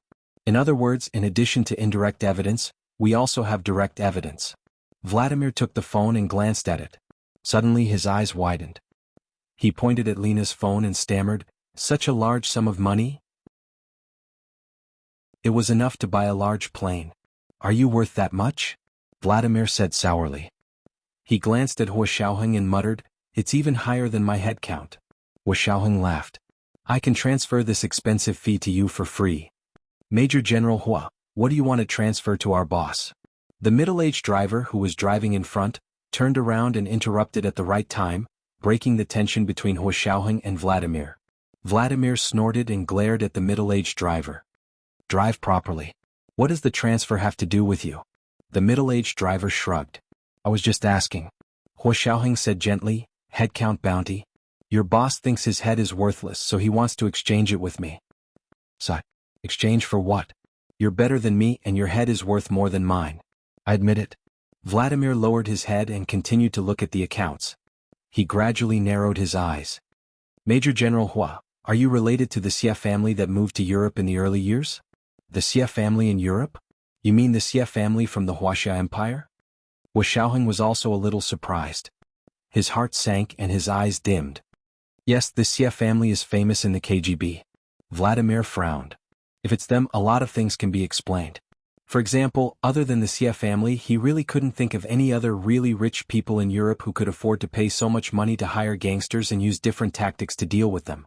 For the Xie family, revealing some benefits through their fingers would allow an ordinary middle-class family to rise to the next level. But how could it be the Xie family?" Hua Xiaoheng frowned slightly and reached out his hand to Vladimir. "Show me the text on your phone." Vladimir shook his head. "Don't tell me you still don't believe me?" Hua Xiaoheng didn't say anything. He took Lena's phone from Vladimir and casually pressed a few buttons before logging in. He saw the message from the KGB headquarters. Based on existing and historical materials, the KGB's Intelligence Analysis Department had already determined that the client behind the gangster gunman was the Xie family. Hua Xiaoheng calmly finished reading the text message and said in English, "The client's fees came from a fund controlled by the Xie family. The Xie family might not even know the Xie family's assets. In order to treat the descendants of the Xie family equally, and to allow the descendants of the Xie family to struggle in society and familiarize themselves with the rules of this society, the parents of the older generation of the Xie family had reached an agreement with the school to donate a batch of sports equipment to the school every year, so that the students here would no longer be locked up in the ivory tower, ignorant of the outside world and only thinking about the books of sages." "That's right." "The fact that the fund controlled by the Xie family can flow to this gang is enough to prove that they are the masterminds behind the hunt for you." Vladimir clapped his hands and came to a conclusion in English. Gun Yanji's heart skipped a beat. She knew about Hua Xiaoheng's relationship with the Xie family. Hua Xiaoheng's grandmother, Xie Zian, who had passed away more than 20 years ago, was the biological sister of the highest-ranking elders in the direct line of descent of the Xie family. Xie Zian had kept a low profile all her life and rarely showed her face in public. Therefore, only a few family members knew about her family background. However, it was impossible for the KGB to not know about Hua Xiaoheng's relationship with the Xie family. If they didn't even know about this, it could only be said that the KGB had regressed over the years. Because Gun Yanji knew about Hua Xiaoheng's relationship with the Xie family, she definitely didn't think that the people who were after her and Hua Xiaoheng were the Xie family. Gun Yanji shook her head. "No way. Is that the only reason?" "What do you mean that's the only reason?" Vladimir retorted. "This is the most direct reason. Whether or not you value a person depends on the direction of the bank accounts. Because money doesn't lie. The more you spend, the more you'll empathize with the person you're spending money on. In the end, even if you spend all your money, you won't be willing to part with the things you've already spent money on." Gun Yanji only wanted to chuckle when she heard this. She raised her head, and her slender neck looked like a white swan. "Vladimir, money can also lie, such as counterfeit money." Gun Yanji retorted first and knocked down Vladimir's analogy. Vladimir glared at her. "You're arguing with me." "I'm not arguing with you. I'm just being reasonable with you." Gun Yanji crossed her arms and leaned against the back of Vladimir's car seat in front of her. She smiled and said, "Also, the only thing you can find out is that this money came from the Xia family's fund, right? Can you prove that the person who transferred the money from the Xia family's fund to the gang is definitely a member of the Xia family? If it's not a member of the Xia family, it's also a close relative or a very trusted subordinate. This kind of person is no different from the Xia family personally taking action, right?" Vladimir was still stubbornly resisting and trying to argue with Gu Nianji, who was famous for being a big lawyer. "That's impossible." Gu Nianji leaned back in her seat and shrugged. "Vladimir, for a fund, once it's established, it's only controlled by the terms of the fund and not by the person who established the fund. This is the basic legal basis of the fund. So if you insist that because the money was transferred from the Xia family's fund, the client must be a member of the Xia family, there are too many loopholes in this argument, and you're ignorant of the law." Vladimir was so angry at Gu Nianji that the hair on his face almost stood on end. Then even if it's not a member of the Xia family, it's still someone related to them. Find out when the Xia family's fund was established, and who the investors and beneficiaries are. Vladimir immediately gave the order. Hua Xiaoheng looked at Lena's phone without saying a word. After a long while he returned the phone to Lena, then took out his own phone and called his uncle from the Xia family. This was the second watch of the day, chapter 1261, Angry Pufferfish. It was the third watch at around 8 o'clock in the evening. Moi. Chapter 1272. One Uncle Xia didn't answer for a long time. Hua Xiaoheng looked at his watch. He couldn't figure out where Uncle Xia was right now. Was it inconvenient for him to answer the phone because of the time difference? Because he knew that although the Xia family settled in Europe, the Xia family business was big. The men and women of the Xia family all had their own careers and often traveled all over the blue planet. So he sent a text message. "I'm Xiaoheng, call me when you're free, I have something to ask." He put away his phone and heard that Gu Nianji was still arguing with Vladimir about the control of the trust fund. He calmly stopped Gu Nianji. "Nianji, Vladimir and the others are professionals. You have to humbly ask for advice." Gu Nianji came back to her senses and stopped arguing with Vladimir. She saw that Vladimir was so angry with her that he was also a little amused. She lowered her head and thought for a moment. She took out the Polaroid that she had just put away and said to Vladimir sweetly, "Mr. Vladimir, I'll take a photo of you. Will you sign it for me?" Vladimir then turned around. Although his face was still expressionless, his heart was already blooming with joy. "Small fry. You finally remembered to ask for my autograph." Previously they had even asked for Ivan's autographed photo, but not him. He refused to accept this. Gu Nianji took several photos of Vladimir with a Polaroid and printed them out. She picked the one with the best angle for him to sign. After signing, Gu Nianji put away the Polaroid and gave the two of them another red packet. She then looked at Lena, who was sitting next to her, and asked with a smile, "Lena, what's your phone number? Do you have a WeChat ID or QQ ID? Add me as a friend and I'll send you a red packet." Lena looked at her calmly and shook her head. "I don't have a WeChat ID or QQ ID. According to the rules, we are not allowed to have such social media accounts."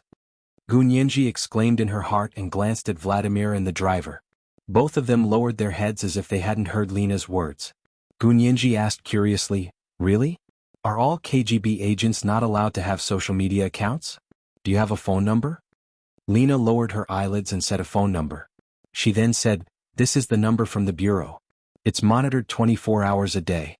Not everyone in the KGB couldn't have social media accounts. High-ranking officials and insignificant people who don't hold key positions in the operation team are allowed to have their own private social media accounts." The middle-aged driver felt stifled. He was the kind of person who was insignificant and didn't take on a key role in the operation team. Vladimir was, of course, a high-ranking member of the KGB. The corners of his mouth curled up and he was in a good mood. Gu Nianji replied with an "oh," and didn't say anything else. There was a moment of silence in the jeep as it led the KGB convoy on the sparsely populated road. In 2 hours they would arrive at their destination, Tunguska, Siberia. Before long Hua Xiaoheng's phone vibrated. He took it out and looked at it. It was a text message from Uncle Xia. It seemed like it was not convenient to make a call. Hua Xiaoheng used text messages to exchange information with him. When he found out that the Xia family's trust fund had paid for the Russian mafia to kill Hua Xiaoheng, the uncle of the Xia family was shocked and sent a lot of exclamation marks. He finally couldn't take it anymore and found a place to call Hua Xiaoheng. "Xiaoheng, that's impossible. Why would we hire the Russian mafia to kill you? Even if we wanted to deal with you, why would we need to hire the Russian mafia? The uncle of the Xie family's voice was clear and melodious. Just from his voice, one would never imagine that he was almost 50 years old. Wu Xiaoheng nodded. I know. I just want to find out what's going on with this trust fund. He sent the trust fund's bank account number to the uncle of the Xie family. Wait a minute, I'll get someone to check it out. The call ended. Wu Xiaoheng played with his phone and thought about possible candidates. Without a doubt, Luo Jialan's name entered his sights again. Wu Xiaoheng sent another text message to Yin Shixiang. Big Xiong, how's the background check on Luo Jialan going? Yin Shixiang replied instantly. Luo Jialan's experience in Europe last year was a little strange. I'm investigating it in detail. That was when Luo Jialan accompanied grandfather Hua to the Xie family in Europe to relax. Was there something else going on at that time? Wu Xiaoheng pursed his lips and continued to ask. What's strange about it? Yin Shixiang replied. She transferred money to a Swiss bank account. That account was the bank account of a police chief in the Roslaw area. The police chief's name was York and his stepson was Seth. He couldn't believe he saw this name here. Wu Xiaoheng didn't bat an eyelid. His fingers rubbed the screen of his phone and he typed a reply. Continue to investigate. Don't let go of any clues. At the same time, monitor Luo Jialan 24 hours a day. Get the court to get a search warrant and search all of her assets. The police chief of the Roslaw area, York, was almost directly related to Gunyenji's accident in Germany. Seth had already been killed. Although York had been removed from his post, he was immediately transferred to the police academy in Roslaw to be the principal. Later, he was exposed to corruption and bribery, so he was completely removed from his post. Yijichu and Gunyenji joined forces to file a lawsuit against him, so he was sent to the detention center. However, he was killed in the detention center before he could be sentenced. It turned out that from that time on, Luo Jialan had been involved in the conspiracy against Gunyenji. After the balance in York's Swiss bank account was exposed, the astronomical amount of money left a deep impression on many people. There was actually money from the Xie family's trust fund in there. Although he knew it wasn't the Xie family's fault, Wu Xiaoheng still felt a chill rise from the bottom of his heart. How much did the person who was targeting Gunyenji hate her? All the conspiracies against Gunyenji not only had the goal of destroying her physically, but also mentally. After all, Wu Xiaoheng was Gunyenji's pillar of support. If that conspiracy had succeeded, that person would have definitely let Gunyenji know that the Xie family's trust fund had also contributed money and effort. That way she would inevitably think of Wu Xiaoheng. She wouldn't even be able to die in peace. What exactly had Gunyenji done to have such a huge grudge with someone? She had been with Wu Xiaoheng since she was 12 years old. In the past 7 or 8 years, Wu Xiaoheng could guarantee that Gunyenji hadn't done anything shameful. That was before she was 12 years old? But before the age of 12, Gunyenji was just a child, and judging from her nature, she wasn't the kind of naughty child who was born to be mischievous. What could such an honest little girl do to make people hate her for 7 or 8 years, or even more than 10 years? Wu Xiaoheng didn't believe that it was Gunyenji's problem at all. He only had one conclusion. Someone hated Gunyenji so much that they had lost their rationality and gone crazy. This was the third update of the day, Chapter 1262, Unexpected Gains. It was the end of the month, so he was begging for a wave of monthly votes. Good night, my dears. Chapter 1273. After texting Yin Shixiang, Wu Xiaoheng put away his phone and quietly looked at Gunyenji. Gunyenji was completely oblivious. She also lowered her head to play with her phone. She checked Lena's phone number. Sure enough, she didn't have WeChat installed. She felt a little regretful, but she didn't force it. This young lady was so cool that Gunyenji felt that if she continued asking, it would become harassment. How could she do something so tasteless? Since the other party wasn't interested, she didn't want to nag anymore. The only person she had ever pestered was Wu Xiaoheng. Gunyenji's thoughts returned to the time when she was testing Wu Xiaoheng in every possible way. He couldn't help but smile. The beauty of love is that when you reminisce about it, you will involuntarily smile. Gunyenji's smile was like honey, exuding an alluring sweetness that made people want to taste it. Wu Xiaoheng's eyes flickered as he took in her smile and closed his eyes. Although he was still thinking nervously, the corners of his lips had already curved into a smile. At the same time, he reached out and squeezed Gunyenji's hand. Gunyenji looked up at him and saw that his eyes were closed. She asked, "Tired? If you're tired, take a nap. I'll wake you up when we arrive." Gunyenji withdrew her hand and patted Wu Xiaoheng's shoulder. Then she thought about what Lena had said just now. It must have hurt the driver a lot. Her heart skipped a beat, and her fingers had already uncontrollably opened QQ to send another exclusive red packet to the middle-aged driver. She didn't have much money left in her wallet. For the time being she could only send a red packet of 66 yuan. On it was written, whether it's important or not depends on the red packet. The chauffeur was driving and didn't know that Gu Nianji had sent him another red packet. However, Vladimir was looking at his phone. He couldn't help but see a red packet coming in from QQ's discussion group. He quickly switched over without batting an eyelid. It was another exclusive red envelope. Vladimir stared at the words, "It's up to the red envelope to decide whether it's important or not." His high spirits immediately fell to the bottom. He glanced at the middle-aged driver from the corner of his eyes and snorted through his nose before putting his phone away. Out of sight, out of mind. Gu Nianji put away her phone with a smile and said, "My phone is almost out of battery, so I'm not going to play with it for now. I have to charge it immediately when we get off the bus and arrive at our destination." No one in the carriage answered her. Gu Nianji felt a little awkward. People who liked to chat were most afraid of a sudden silence. It was as if a topic terminator had suddenly appeared in a lively group chat, and then no one spoke. The middle-aged driver hurriedly said, "Is the battery dead? I can recharge it here. Serious, give me your phone. I'll charge it for you." "Really? Thank you, Uncle Ivan." Gu Nianji smiled. "I didn't send you a red packet in vain. Another red envelope? An exclusive." The middle-aged driver's spirits were lifted. The suffocating feeling of being called insignificant suddenly vanished and he laughed like an engine. Such a cheerful person would never suffer a loss no matter where he went. Gu Nianji thought with a smile. Lena sat next to Gu Nianji and didn't say anything. Her presence was at its lowest at this moment. Even her breathing could not be heard. Although she was sitting there, she did not have any human emotions. She was like a piece of furniture or a car accessory. Gu Nianji was the complete opposite. Wherever she was, her presence couldn't be ignored. The middle-aged driver happened to be the same kind of person, so the two of them were born to get along. Inside the jeep, Gu Nianji and the chauffeur chatted happily with one another. "Uncle Ivan, how many children do you have?" "Haha, I have two, a son and a daughter. Vladimir can't compare to me in this aspect." The middle-aged driver was very proud and didn't forget to help his boss make his presence felt. But this kind of presence, whoever wanted it could take it. Vladimir was irritable. Gu Nianji sat in the back and couldn't see Vladimir's almost black face. She still smiled and said, "Huh? Really? Vladimir only has one child, so he's not as good as you?" In terms of the number of children, of course one wasn't as good as two. "Ah.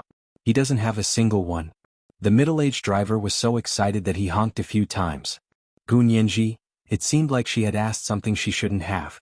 Gu Nianji didn't want to reveal his privacy, so she quickly changed the topic. However, the middle-aged driver refused to let go of the topic. He laughed and said, "Vladimir has a high goal. He still doesn't have a girlfriend. How can he have children?" Gu Nianji. She couldn't take it anymore. Her gossipy soul was burning. Gu Nianji quickly asked again, "Vladimir doesn't have a girlfriend?" "No way. He's so powerful, so manly and handsome. Why doesn't he even have a girlfriend?" She tilted her head to look at Vladimir and asked, "Do you have especially high standards?" "Actually, you don't have to do that. Just find someone you like." Xiaoheng remained silent at the side. He only pursed his lips when he heard manly and handsome. It seemed like he had to increase Nianji's vocabulary. Xiaoheng silently thought to himself, "Can't you be a little more creative when you praise everyone as manly and handsome?" Vladimir had been very dejected when he heard this topic and had almost told the two of them to shut up several times. However, when he heard Gu Nianji say that he was manly and handsome, he felt as if he was floating in the air.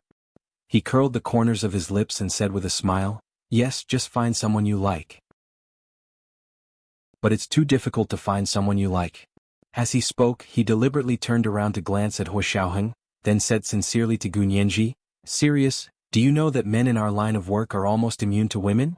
It's not easy to fall in love with someone." How can you be immune?"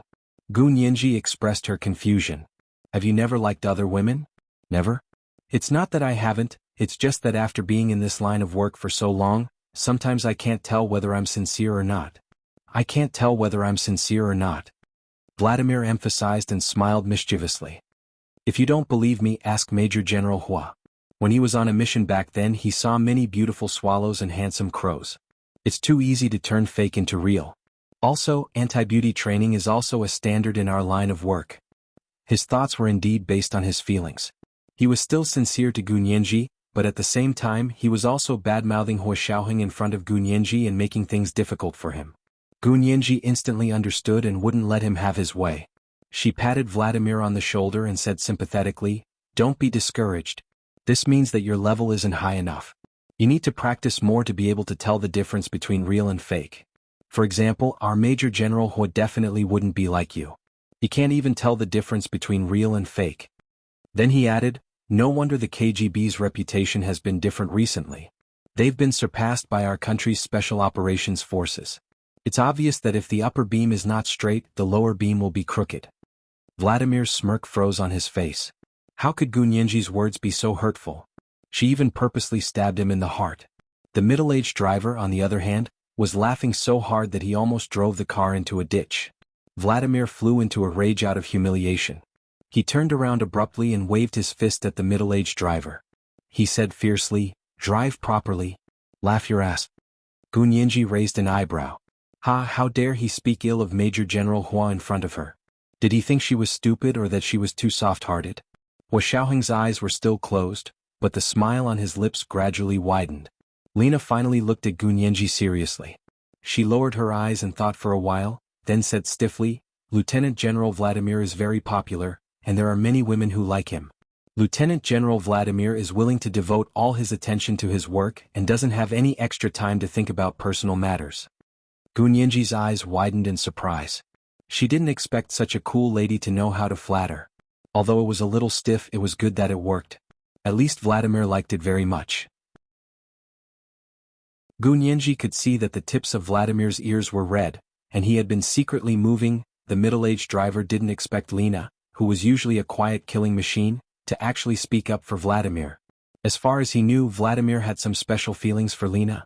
It was quite boastful. Gu Nianji looked at Vladimir, then at Lena. She seemed to have sensed something unusual. However, it would be a little too much to gossip about. Gu Nianji wouldn't admit it even if she was beaten to death. She was actually afraid that the lady who could fire the RGP-7 rocket launcher would get angry and fire one at her as well. Of course, she had to quickly change the topic. Gu Nianji rolled her eyes and looked out of the car window. Looking at the scenery outside, she suddenly pushed Hua Xiaoheng, who was resting with his eyes closed, and said in surprise, "Major General Hua. That lake is so beautiful. It's so blue. It's even bigger and more beautiful than the lake I saw in the Alps." The middle-aged driver also looked out of the car window and said with a smile, "That's Lake Baikal." Lake Baikal was the largest freshwater lake on the entire blue planet. Naturally, the small lakes in the Alps couldn't compare to it. The scenery was picturesque, and the blue sky was reflected in the lake. It was even more intense and clear than the blue of the sea. In fact, this was only the northernmost tip of Lake Baikal. After crossing the northernmost tip of Lake Baikal, they would enter the Tunguska region. It was just a glimpse, but it had already left a deep impression. It was like a peerless beauty shrouded in a veil. The breeze blew the veil away, revealing the impeccable jawline. It was enough to intoxicate people. Gu Nianji clicked her tongue.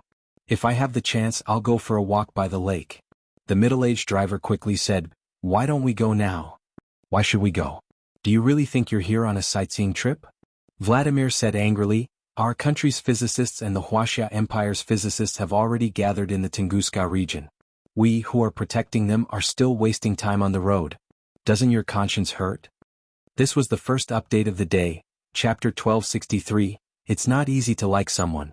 The second update was around 1 in the afternoon, and the third update was around 8 in the evening. Mwah. Chapter 1274. Gu Nianji's eyes narrowed, and she instinctively turned to look at Hua Xiaoheng.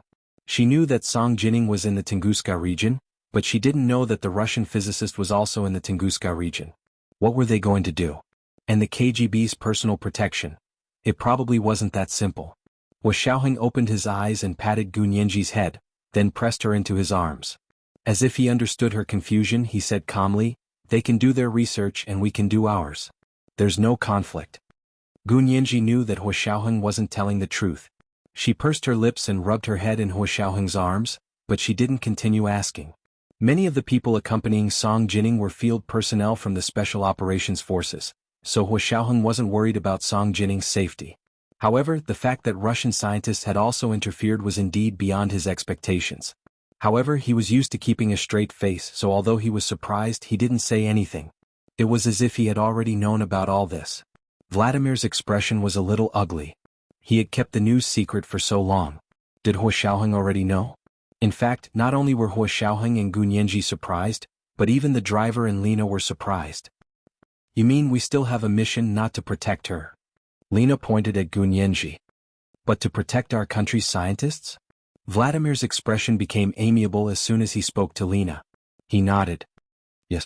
You're mainly responsible for protecting Sirius, and the rest of the operation team is responsible for protecting the scientists from both countries. As he spoke, Vladimir glanced at Hua Xiaoheng. Of course, Major General Hua should have made arrangements, so our main task is to protect our country's scientists. Hua Xiaoheng shook his head calmly. Our country's scientists are doing field surveys in your country. Don't you also have to protect their personal safety? Vladimir didn't believe Hua Xiaoheng's words, but he still had to put on a show. He nodded solemnly. Got it. We will protect your country's scientists. Hua Xiaoheng looked down at Gu Nianji and tucked a strand of hair behind her ear. He had taken Gu Nianji to the Tunguska region because he wanted to take her out on a trip. Of course, he also wanted her to spend more time with Song Jining. Song Jining had always liked Gu Nianji. After the two of them got to know each other, they would get along better. Because Vladimir wasn't very happy, Gu Nianji didn't mention going to see Lake Baikal again. However, she took out her phone and texted Hua Xiaoheng. You have to go to Lake Baikal with me alone in the future. Hua Xiaoheng felt his phone vibrate. He took it out and was speechless. He looked down at Gu Nianji, who was nestled in his arms and texting him energetically. His lips curled into a smile and his left hand pressed, OK. It was a simple word, but Gu Nianji was immediately happy. She sent a kiss emoji to Hua Xiaoheng. Hua Xiaoheng put his phone away as if nothing had happened and wrapped his arms around her. Go to sleep. I'll wake you up when we get there. Gu Nianji felt strange when she heard that. She was the one who had just said something to Hua Xiaoheng, so why was it being returned to her so quickly? However, she did not struggle. The middle-aged driver heard it from the front and drove at a steady and even speed. There were no bumps at all. Gu Nianji gradually fell asleep amidst the long rhythm of the jeep's natural ups and downs. After she fell asleep, no one in the car spoke. Occasionally, when Vladimir coughed, the middle-aged driver would glance at him and remind him in a low voice, Sirius is sleeping. Don't wake her up. Vladimir had no intention of waking Gu Nianji up, but he had only cleared his throat. Couldn't he even satisfy such a basic physiological need? He was so angry that he turned into a pufferfish again. The jeep sped along with the three modified Hummers and finally arrived at the place where the big explosion in the Tunguska region had occurred before sunset. Lena jumped out of the car first and asked for a simple instrument to measure it. She said expressionlessly, 60. 55 degrees north latitude, 101. 57 degrees east longitude, and the Tunguska River is in front of us. This was the place where the big explosion happened. The epicenter of the explosion that happened more than 100 years ago was right here. Hua Xiaoheng stroked Gu Nianji's head and whispered in her ear. We're here. After a while, Gu Nianji opened her eyes and looked around blankly. The jeep had stopped and she was not used to it.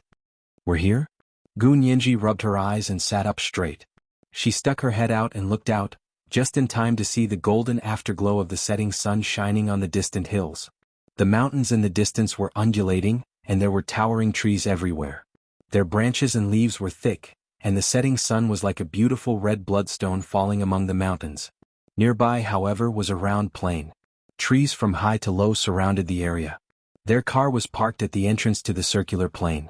Gu Nianji looked around and was very curious. This is where the Tunguska explosion happened? Yes. Hua Xiaoheng opened the door and got out. Gu Nianji followed. The two of them stood in front of the car. The afterglow of the setting sun shone from behind them, overlapping their shadows and stretching them out. Gu Nianji took a deep breath and breathed in the fresh air in the forest. She asked softly, Didn't they say that the physicists from both countries are here? Why don't I see anyone? Hua Xiaoheng looked at Vladimir next to him and asked with a smile, Do you know where the camp is? Vladimir took out his phone and contacted his own people. He pointed to the south and said, There's a resort villa over there. The physicists and entourage from both countries are staying there. However, in order not to miss the observation period, the scientists have decided to camp here for a month. Are we going camping? Gunyenji was happy. This was more like a field trip. Moreover, there was a resort villa here which couldn't be better. They could sleep in tents and barbecue in the wild, but they still had to bathe and wash their hair at the resort villa. Hua Xiaoheng knew what Gunyenji was thinking as soon as he saw her expression. Then we also have to book a few rooms at the resort villa, Hua Xiaoheng said calmly. We're only staying here for 2 weeks. We can't advance and retreat with the physicists. It's fine. Leave the security here to us. You can rest assured. Vladimir agreed immediately. He dialed the resort villa's number and booked a few rooms. Hua Xiaoheng looked down and thought about it. He sent a text message to Vladimir asking him not to mention to the physicists from the Huaxia Empire that they had encountered danger on the road today. Yes. Don't say it. Vladimir nodded like he was pounding garlic. He finally booked a room. Because there were a lot of physicists and entourage who had come this time, although it wasn't the peak season for the resort villa, it was still mostly occupied by them. Vladimir used his status as the second-in-command of the KGB to book the last 3 rooms. After putting away the phone, Vladimir said with a straight face, "There are only 3 rooms left. Ivan and I will share a room, Sirius and Major General Huo will share a room, and Lena will share a room." Gunyenji blinked. This Vladimir was quite impressive. He didn't even discuss it with them before happily deciding on their accommodation. However, it was a good arrangement, so Gunyenji didn't object. However, Lena looked at her and said to Vladimir, "Then do I still need to protect this Miss Sirius?" Vladimir came back to his senses and laughed. "Oh my, that's not a coincidence. What should we do? Major General Huo, do you agree? Let your precious fiancée share a room with Lena. You can stay in a room by yourself." Hua Xiaoheng shook his head calmly. "Of course not. What you said before was quite good. Sirius and I will share a room and you and Ivan will share a room. Major Lena can stay in a room by herself. Or if she doesn't want to stay alone, she can share a room with you, Vladimir." Vladimir's face instantly turned red. He flicked his sleeves and left. He said, "It's getting late.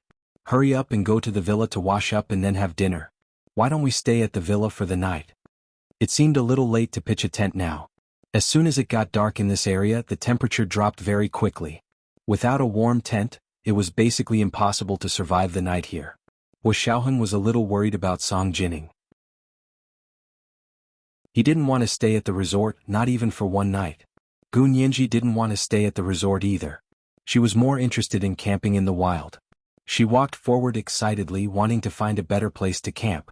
The forest in front of her became wider and wider, and the wilderness gradually appeared in front of her.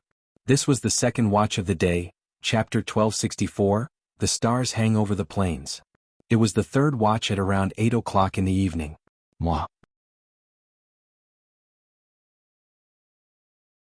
Chapter 1275. Gunyenji slowly walked down from the semi-low hillside and stood in the middle of the hillside. She found that she could see the entire circular plain from this angle. This place wasn't a very regular circle, but it was roughly the same as a circle. There were obvious traces of the shockwave caused by the huge explosion on the plain, and the trees had fallen in one direction. More than 100 years had passed and tall trees still couldn't grow in this place. There were only low shrubs and green lawns. The afterglow of the setting sun shone over, and Gunyenji narrowed her eyes. She found that there was a huge circular crater in the slightly sunken basin plain in the middle. This must have been the area directly affected by the Tunguska explosion that year. The power of the explosion was equivalent to 20 million tons of TNT, and it had directly smashed a sinkhole in the forest. The sky was getting darker and the setting sun was getting redder. From Gunyenji's angle, she couldn't see what was inside the giant circular crater. The giant crater wasn't dark, but blue. The dark blue seemed to be able to glow, and it was also like the ultimate rays of the universe, intersecting on this almost forgotten land. Gunyenji was fascinated by it. It wasn't until Hua Xiaoheng patted her shoulder that she came back to her senses. She turned her head and smiled. She pointed at the giant circular crater and said to Hua Xiaoheng, "Look, that's where the Tunguska explosion happened, right?" Hua Xiaoheng nodded. "That's right. The meteorite fell from the sky, and after the explosion, it smashed a huge crater in the ground." It seemed like Hua Xiaoheng believed in the comet meteorite impact theory. Gunyenji pointed at the giant circular crater and asked curiously, "Why do you think that giant crater isn't black, but blue?" "It's blue because there's water in the giant crater. The water vapor evaporated, and under the setting sun, the water vapor refracted the color of the sky. It's a darker blue like this. It wasn't Hua Xiaoheng who answered Gu Nianji's question, but Song Jining who had just walked over from behind them. Gu Nianji turned around and was overjoyed. Miss Song, I finally see you. Hua Xiaoheng was also a little surprised to see Song Jining. I heard that you and other scientists went over there to investigate Lake Kiko. Lake Cheko was a lake about 8 kilometers away from here. It was said that meteorite fragments had fallen into the lake, but that was just a legend. They still needed to find evidence from the lake. Song Jining smiled and said, I went to investigate Lake Chika, but there were a lot of things and a lot of people there. I don't think there's any evidence there, so I came back. Obviously, Song Jining didn't believe in the meteorite impact theory. Gu Nianji held Song Jining's arm affectionately. Miss Song, you came at the right time.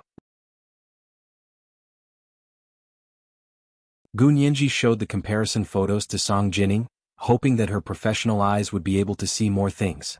Miss Song, look, don't you think it's very similar? This is the blue hole in the Caribbean Sea. Song Jining was excited. This is the true uncanny workmanship of nature. She looked at it silently for a while and sighed. It's indeed very similar. However, only little Nianji could think of the similarities between the two. How could ordinary people imagine the sea and the plains together? You can't say that.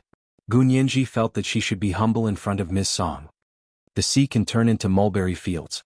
It's possible for things on the sea to appear on land, and things on land to appear at the bottom of the sea. Of course it's possible, but it takes hundreds of millions of years of crustal movement for the sea to turn into mulberry fields. Do you think that in just over 100 years, it's enough to turn the sea into mulberry fields? When it came to science, Song Jining was exceptionally rigorous and sharp. Gu Nianji smiled embarrassedly. She hugged Song Jining's arm and shook it. Miss Song, you're amazing. I'm impressed. Don't try to flatter me. Song Jining liked Gu Nianji's personality very much. It was rare for a little girl like her to have such a background, but she wasn't stubborn at all. She wasn't as sensitive as a hedgehog. If others didn't take care of her sensitive little heart, she would be depressed and hurt. Hua Xiaoheng was silent at the side, but he was in an exceptionally good mood. The forest in front of him was like the blue sky after the rain. The color was green and tender, and the blue circular pit looked very pleasing to the eye. Gu Nianji opened her curvy lips slightly and said very cutely, I'm telling the truth. I'm not flattering you. Besides, there's a specialization in every industry. I'm convinced that you're beating me in this aspect. Alright, look at that mouth of yours. Song Jining laughed. What did you eat growing up? Honey? Yes, nature's pure natural wild honey has the special effect of prolonging life, beautifying beauty, nourishing and nourishing the kidneys. Miss Song, do you want to eat it together? Gu Nianji winked at Song Jining and moved her little face closer, as if she was offering herself up for Song Jining to taste. Song Jining glanced at Hua Xiaoheng beside her and poked Gu Nianji's tender cheek with her finger. She said kindly, I'm not eating it. It's better to leave it for Xiaoheng to eat. She then winked. Gu Nianji's face instantly turned red. How could Miss Song say such things? Had the strict and incisive attitude just now run away from home? This was the third chapter of the day, chapter 1265, there's a specialization in every industry. Moi. Chapter 1276. Hua Xiaoheng was slightly taken aback, but he was used to being as calm and steady as a mountain. He didn't say anything and acted like he hadn't heard anything. Song Jining had wanted to tease Hua Xiaoheng a bit more, but when she turned to look at Gu Nianji's porcelain face, she saw that it was as red as Liling porcelain. She couldn't bear to see the well-behaved girl blush and be embarrassed. Patting her hand, Song Jining revealed a motherly smile and said earnestly, Nianji, I'm finally relieved that you agreed to marry Xiaoheng. I've always been worried that my son would spend the rest of his life with the special forces. Gu Nianji said awkwardly, how could that be possible? You're worrying too much. With me around, how could Hua Xiao spend the rest of his life with the special forces?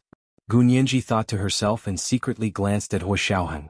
Hua Xiaoheng's expression was calm and indifferent as he stared at the giant circular crater nearby. He had no intention of intervening in the conversation between Song Jining and Gu Nianji. Song Jining was actually very busy, but because Gu Nianji and Hua Xiaoheng were engaged, she wanted to see Gu Nianji immediately. She took out a small red brocade bag from her purse. Opening the brocade bag, there was a thin necklace inside. It was about the same length and size as a VCA, Van Cleef & Arpels, short necklace, but it was more delicate and elegant. At first glance, the necklace was as thin as a strand of hair, but people with good eyesight could see at a glance that there were at least 3 different patterns of twisted threads carved on this hair-thin necklace. Every so often, there would be a small diamond-carved stamen blooming. The platinum necklace and diamond's brightness and luster were flawless and almost transparent. In Song Jinning's snow-white palm, it was like holding the first sparkling snow in early winter. If she held it tighter, it would melt immediately. Gu Nianji had seen many beautiful pieces of jewelry with Hua Xiaoheng, but in her eyes, this simple necklace was no worse than any piece of jewelry with a history. At least she held her breath when she saw the necklace. Song Jinning undid the clasp on the necklace and put it on for Gu Nianji. She was full of admiration as she said, "I knew you looked the best in this necklace. It looks better than mine when I was wearing it." Gu Nianji touched the necklace and felt its extraordinary fineness and delicacy. She looked at Hua Xiaoheng excitedly. "Really? Does it really look good on me?" Hua Xiaoheng was slightly taken aback. He recognized the necklace. It was a gift from his maternal grandfather, Song Haichuan, to his mother, Song Jinning, on her 18th birthday. Song Jinning didn't have any particular interest in jewelry, but other than her wedding ring, her favorite piece of jewelry was this necklace. This was also the most precious thing that grandfather had left for his mother. According to her mother, this necklace was made by her maternal grandfather. As expected, Song Jinning was telling Gu Nianji about the origins of the necklace. "This was made by my father, Xiaoheng's grandfather, using a machine.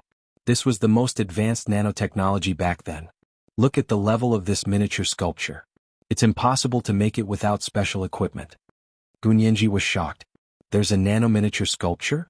Then I'll have to take a good look. I'm too embarrassed to accept such a precious gift."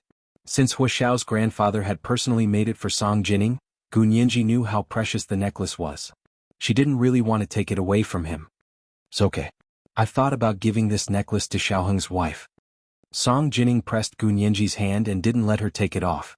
She smiled and said, "I'm not as rich as Xiaoheng's grandmother, so I can't take out a diamond ring the size of a quail egg. This necklace is the only one I can take out. This is an exclusive production. There's no other one in the world." However, the value of this necklace could no longer be measured by money. Gu Nianji didn't refuse anymore. She nodded and said softly, "You're too kind. How could I not take out such a good thing? I like it very much. I like it very much." She nodded heavily. The hair-thin necklace fit perfectly on her fair, jade-like skin. The last rays of the setting sun shone on the necklace, which was so tiny that it was almost invisible. Song Jinning turned Gu Nianji to face the direction of the setting sun. Hua Xiaoheng could clearly see that because of the refraction and angle of the light, 3-dimensional petals appeared on the necklace. They looked like 3D projections that were visible to the naked eye. 3-dimensional flowers appeared on the exquisite collarbone. They were about the size of half a fingernail. The pure white and plump petals spread freely. They were in the shape of the Queen of the Night, the epiphyllum. The hollow necklace refracted the 3D projection of the epiphyllum on her neck. It overlapped with the necklace itself and looked surprisingly harmonious. Hua Xiaoheng had never noticed this detail on the necklace before. No wonder his mother had cherished it for so many years. However, his grandfather actually had such romantic thoughts. It really didn't match his image. In Hua Xiaoheng's heart, his grandfather, Song Haichuan, was a scientist who was even more rigid and dedicated than his mother, Song Jinning. His grandmother died early, and his grandfather devoted himself to scientific research. His mother, Song Jinning, had been following his grandfather, Song Haichuan, in the laboratory since she was a baby. Growing up in such a family, it was probably inevitable that Song Jinning didn't know how to get along with her son. Hua Xiaoheng had long since forgotten about his childhood, but now that he had a better understanding of his mother and the environment in which she grew up, he was completely relieved. He took out his phone with a smile and took a photo of Gu Nianji. He showed it to her and said, "It's very beautiful." Gu Nianji looked at the photo on her phone. Her little face seemed to be surrounded by 10 exquisite and beautiful epiphyllum the size of half a pinky nail. She was almost stunned. "Oh my God! I finally understand what it means to be a masterpiece." Gu Nianji was full of praise. "No, I can't wear this necklace. I think my neck will be in danger if I wear it back. You're exaggerating, child." Song Jinning pushed her gently with a smile on her face. "Do you think you can see the beautiful scenery of 10 flowers appearing every day? The intensity of the light, the orientation, and your body temperature all have to be under certain parameters to produce such an optical scene. Gunyenji was even more surprised. It's not strange that optical intensity and orientation are conditions, but why is body temperature also a condition? Of course, because this is an optical imaging triggered by the principle of thermal control. Song Jining opened her mouth to spout a string of physics terms. She understood every word, but when put together she didn't understand at all. Gunyenji could only smile in confusion. However, Song Jining frowned after she finished speaking and said in confusion, "That's true. The thermal control parameters of this necklace are said to be set according to my body temperature, but even if I wear it, it's not that easy to see the scene of 10 flowers appearing. You can see such a scene the first time you wear it, so this necklace should probably be worn by you." Gunyenji continued, Wu Xiaoheng reached out to block the back of Gunyenji's neck. The light was blocked, and the small 3D projection of the epiphyllum on Gunyenji's neck immediately disappeared. Song Jining breathed a sigh of relief and muttered, "It's so beautiful." As she spoke, she hugged Gunyenji and whispered in her ear, "Nyenji, I know you're not even 20 years old yet, but science shows that women enter the reproductive maturity period after the age of 18. The children born at this time are the smartest, healthiest, and most beautiful." Gunyenji closed her eyes. "Miss Song, are you in such a hurry to have a third generation? Are you ready for a little radish to call you grandma?" However, even if Miss Song was a grandmother, she would be the most fashionable, beautiful, and intelligent grandmother. Gunyenji's thoughts ran wild, and she suddenly felt that she had been led astray by Miss Song. Stop. She wasn't even 20 years old, she couldn't have a child so early. Gunyenji still wanted to work hard in the workplace. Besides, she still had a lot of things to do. Her father's whereabouts, the Gu family's assets, and the various B*cheese waiting for her to deal with. Song Jining saw Gunyenji's thunderstruck expression and patted her face in amusement. "Oh, our little Nyenji is shy? What's there to be shy about?" As Song Jining spoke, she turned to look at Wu Xiaoheng and said, "Xiaoheng, since you're engaged, shouldn't the wedding be on the agenda? Especially having children. From now on, you have to quit smoking and drinking. You have to stop smoking and drinking for at least a year before you can start preparing to have children. By the way, when you plan to have children, you have to go for a sperm test to see how the quality of the sperm is. If the quality of the sperm isn't good..." It was Wu Xiaoheng's turn to look like he had been struck by lightning. Gunyenji saw that Wu Xiaoheng was finally losing his composure, and she laughed so hard that she almost bent over. She quickly grabbed Song Jining's shoulder and changed the topic. "Miss Song, where are you staying today? We want to set up our tent with yours. Is that okay?" Song Jining paused and pointed to a spot at the foot of the mountain. "It's over there. Your tent can be set up next to mine." Then she smiled and tapped Gunyenji's nose. "Little Nyenji, don't think I'm being long-winded. When I see you guys, I can't help but think that my little grandson and granddaughter must be smart and good-looking. I've already found someone to customize physics experiment equipment and furniture for children. You can learn from me in the future. Miss Song, you're thinking too much. You can only have one imagination at a time." Wu Xiaoheng finally interrupted Song Jining's wild imagination, and said calmly, "It's getting late. Let's go have dinner first, then we'll set up the tent." Gunyenji was hungry again. She still ate 2 pieces of cake in the jeep, but it wasn't enough to satisfy her hunger. Song Jining nodded and stopped teasing the couple. She reached out her arms to them in satisfaction. "Come help me down. I'm old and can't walk anymore." Gunyenji, Wu Xiaoheng. The two of them looked at each other and held Song Jining's arms on each side as they turned around and walked back. Song Jining walked as fast as she could, even faster than Wu Xiaoheng. Although Gunyenji had a pair of long legs, she couldn't walk as fast as Song Jining. She was dragged like a puppy and was almost carried away by Song Jining in the end. Was this the old and can't walk anymore Miss Song? She was just thinking about what it would feel like to be supported by her son and daughter-in-law. This was the first update of the day, Chapter 1266, Miss Song's Wild Imagination. The second update was around 1 p.m., and the third update was around 8 p.m. P.S. Thank you to the leader of Enigmayangxi for the 10,000 Chidian coins yesterday. Moi.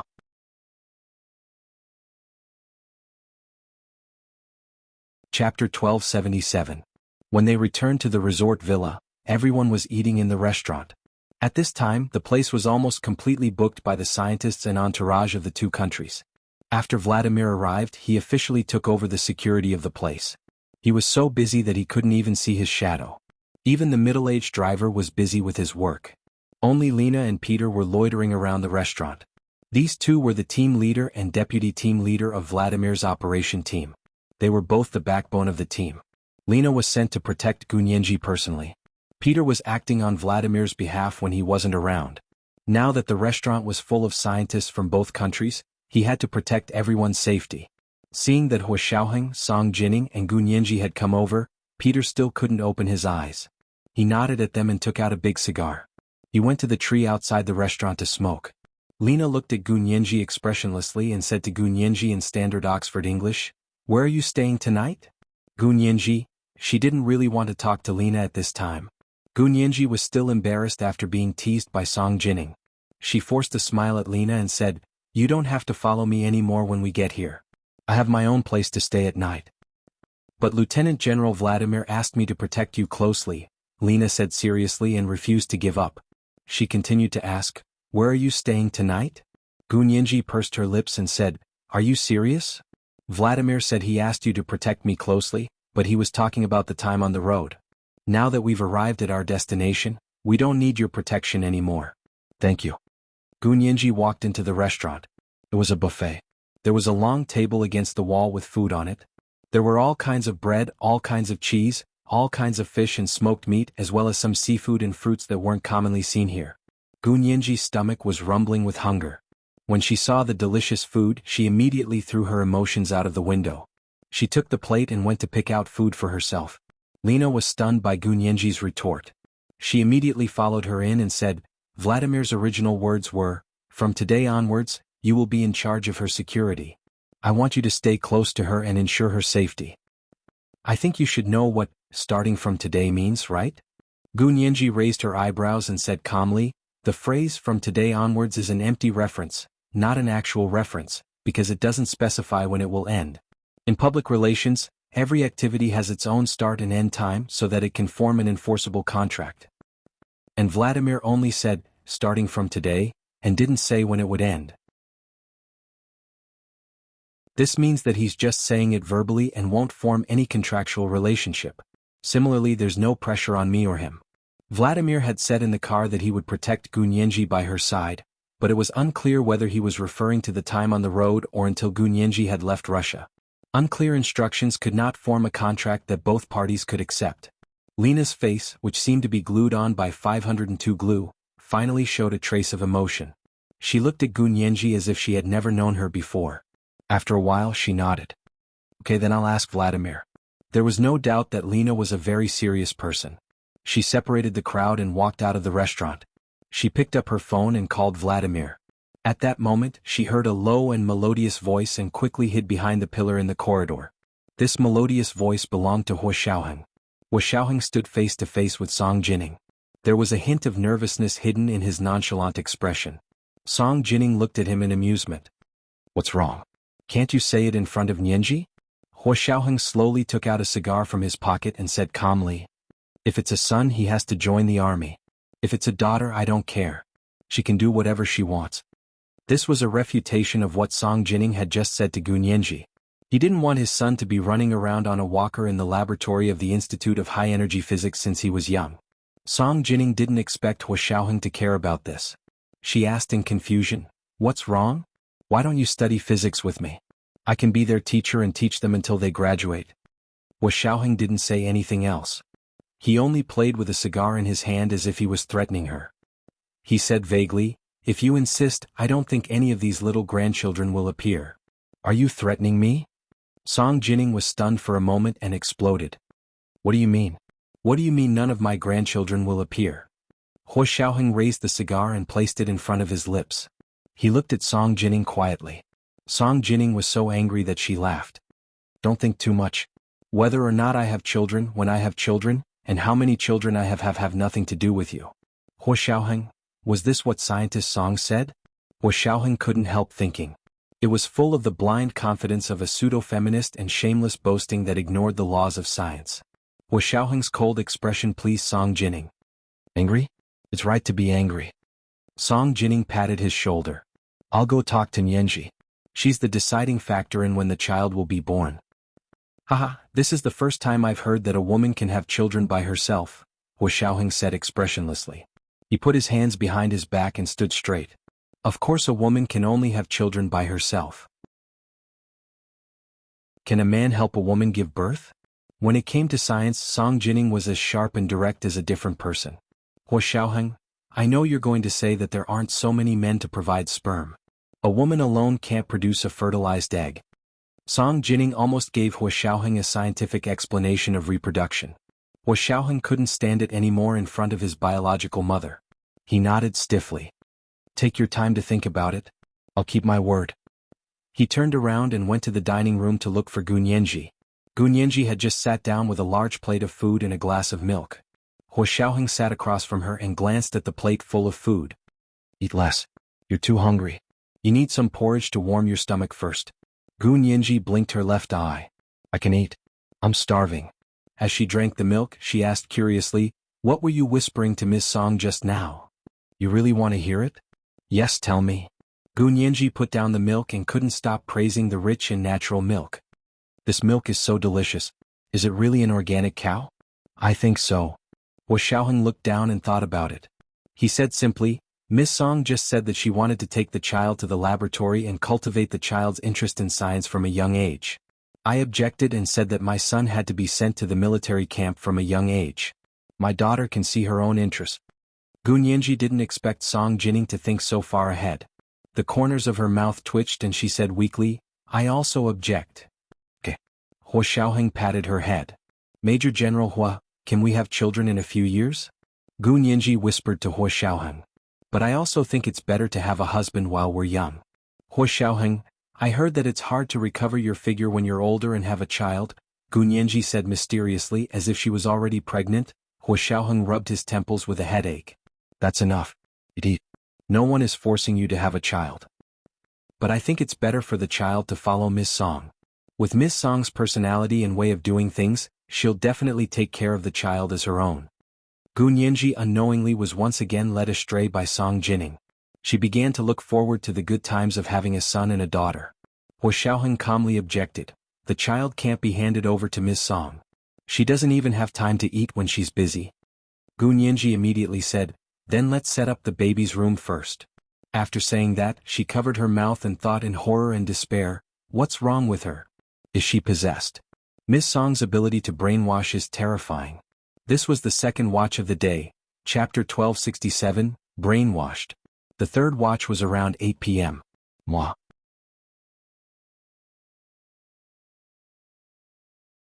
Chapter 1278. Hua Xiaoheng looked at her with a half-smile. The baby's room? Are you sure? Gunyanji immediately shook her head like a rattle. No. I was just saying it casually. How can it be so early? Wait 2 more years. Wait 2 more years. What a joke. The wedding hadn't even been held yet? How could she have the nerve to be pregnant? Although they had already gotten their marriage certificate, the wedding hadn't been held yet. Who would know that she was already married? Lena left the resort's restaurant and took out her phone to look around. She walked towards a forest near the resort. Vladimir and his men were having a meeting here to arrange security matters. The middle-aged driver crossed his arms and had a grass root in his mouth. He leaned lazily against the door of the jeep. Seeing Lena walk over, the middle-aged driver smiled and greeted her. Major Lena, have you had dinner? Lena, Vladimir immediately stopped talking and looked up with a face full of smiles. Lena, why are you here? Lena had a poker face and asked very seriously, Lieutenant General Vladimir, I want to ask, do you want me to protect Sirius closely only on the road, or do you want me to protect her until she leaves our country? Vladimir frowned. What's wrong? Did Sirius make things difficult for you? Otherwise, why would Lena, who was as honest as a robot and carried out orders, specifically ask him this question? He knew that Sirius, this mischievous girl, wouldn't listen to him obediently. The middle-aged driver stopped at the side and was unhappy. He dragged out his voice and said, Hey, boss, you can't say that. Is Sirius an unreasonable person? We're already there, yet you still want to hang a human third wheel beside a newly engaged couple. What's the meaning of this? I wouldn't want to do it even if it was me. Vladimir glared at him, but he admitted that what he said made sense. Alright, since Sirius isn't willing, then forget it. Major Hole will probably be personally responsible for her security. Vladimir winked and said, We are arranging security for the scientists here. Major Lena, are you willing to be security for the scientists of our country or the scientists of the Huaxia Empire? Of course it's our country, Lena said without hesitation. Are they going to be security guards for our country's scientists? Vladimir scratched the back of his head and chuckled. But you're late. Our country's scientists have just been assigned. Then I'll apply to be transferred back, Lena said indifferently. There are so many people here I'm not missing. How could that be? Each and every one of us is important. Vladimir hurriedly comforted Lena. Besides, I thought you were happy to come here and were very willing to interact with the people here. Yes, because our Lieutenant General Vladimir is here. Of course, Lena likes to come here and is willing to interact with you, Lieutenant General Vladimir. The middle-aged driver smiled mischievously. Get lost. You are in charge of all the vehicles here. If there's a problem with one of them, I'll skin you alive. Vladimir was so angry that he put his hands on his hips and cursed. He looked even more like a pufferfish. Ha ha, someone has flown into a rage out of humiliation. I'm leaving. Seeing that the situation was not good, the middle-aged driver turned around and left. But as he walked, he sang loudly. Just as the pear blossoms are blooming all over the world, a soft veil floats on the river. Katyusha stands on the steep shore, singing like the bright spring scenery. The girl sings a beautiful song. She is singing about the eagle of the grassland. She is singing about her beloved. Katyusha's love will always belong to him. A beautiful Katyusha instantly calmed Vladimir's anger. This brat. He only knows how to take advantage of loopholes. Vladimir smiled and turned to Lena. Don't listen to Ivan's nonsense. It's not like you don't know that he doesn't keep his mouth shut. Lena nodded lightly and whispered, Yes, I like coming here and interacting with the people here. After saying that, she boldly looked at Vladimir, her dark brown eyes like clear amber. Vladimir couldn't help but think of the amber with a small butterfly wrapped in it when he was playing in the birch forest when he was a child. The soft butterfly was wrapped in hard amber. After thousands of years, only the remnants of time could be seen. Just like Lena's eyes at this moment. Vladimir turned his head and smiled slightly. Okay, then you go and protect the scientists of the Wuxia Empire, especially their chief high-energy physicist, Miss Song. Lena was very surprised.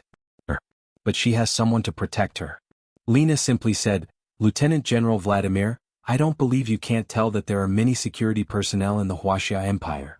Most of the entourage weren't scientific researchers, but security personnel. Vladimir nodded. I know, but on the surface this is our responsibility. They're just accompanying scientific researchers, understand? Lena stared at him for a while, then lowered her eyes and said, Okay. Vladimir didn't know whether he should be happy for Lena's obedience or sad. He watched Lena walk away with a complicated expression, then waved to the people who had been in the meeting. Let's continue. It was certainly not common for scientists from both countries to suddenly appear in the Tunguska region of Siberia in Russia for an expedition. In an instant, all the intelligence agencies of the Blue Star country received the news. What were they doing? Was it really just a scientific expedition? More than 100 years after the Tunguska explosion, scientists from all countries had come here for an expedition. However, it seemed to be the Wuxia Empire's first time here. And Russia's own scientists had almost turned this place upside down. Why did they still come? Many questions hung over the heads of the intelligence agencies of the various countries on the Blue Star country, but they didn't pay much attention to it. Because this matter wasn't important enough for them to pay special attention to. After dinner, Gu Nianji and Hua Xiaoheng walked out of the dining room. A bone-piercing chill hit them in the face. It was completely dark outside, and the moon hung in the distant night sky, looking down coldly at the earth. Gu Nianji shivered. Hua Xiaoheng quietly took off his coat and placed it on Gu Nianji's shoulder. Go put on your coat. The coat was the same as last night. After getting into the car, he took it off and put it back in the suitcase. Gu Nianji smiled and said, Okay. She followed Hua Xiaoheng to the room Vladimir had booked for them to pick up their clothes. The suitcase had already been sent over. The two of them took the key card and entered the suite. The decorations in the room exuded the exquisiteness and nobility of Russian art. The dark gold floor-to-ceiling golden velvet curtains and the golden oil painting frame depicted a beautiful young girl getting up in the morning. She was not wearing any clothes. The large beige sofa was covered with a large pashmina blanket, which could also be used as a shawl to keep out the cold. The Persian hand-woven carpet was soft and silent when they walked on it. The four-poster bed by the window was the most luxurious place. It was piled up like gold and jade and no one dared to sleep on it. The corners of Gu Nianji's mouth twitched. She thought to herself that it was a good thing they weren't going to sleep here. She walked around the sofa group in the living room and walked to the few suitcases placed in the corner. Gunyanji bent down to open a suitcase and was suddenly stunned. Major General Hua, someone touched my things. This was the third chapter of the day, chapter 1268, Not Missing Me. P.S. I woke up early in the morning and accidentally deleted it after writing more than half of it. Remove it. It couldn't be restored. She wrote it a second time while crying. She was angry.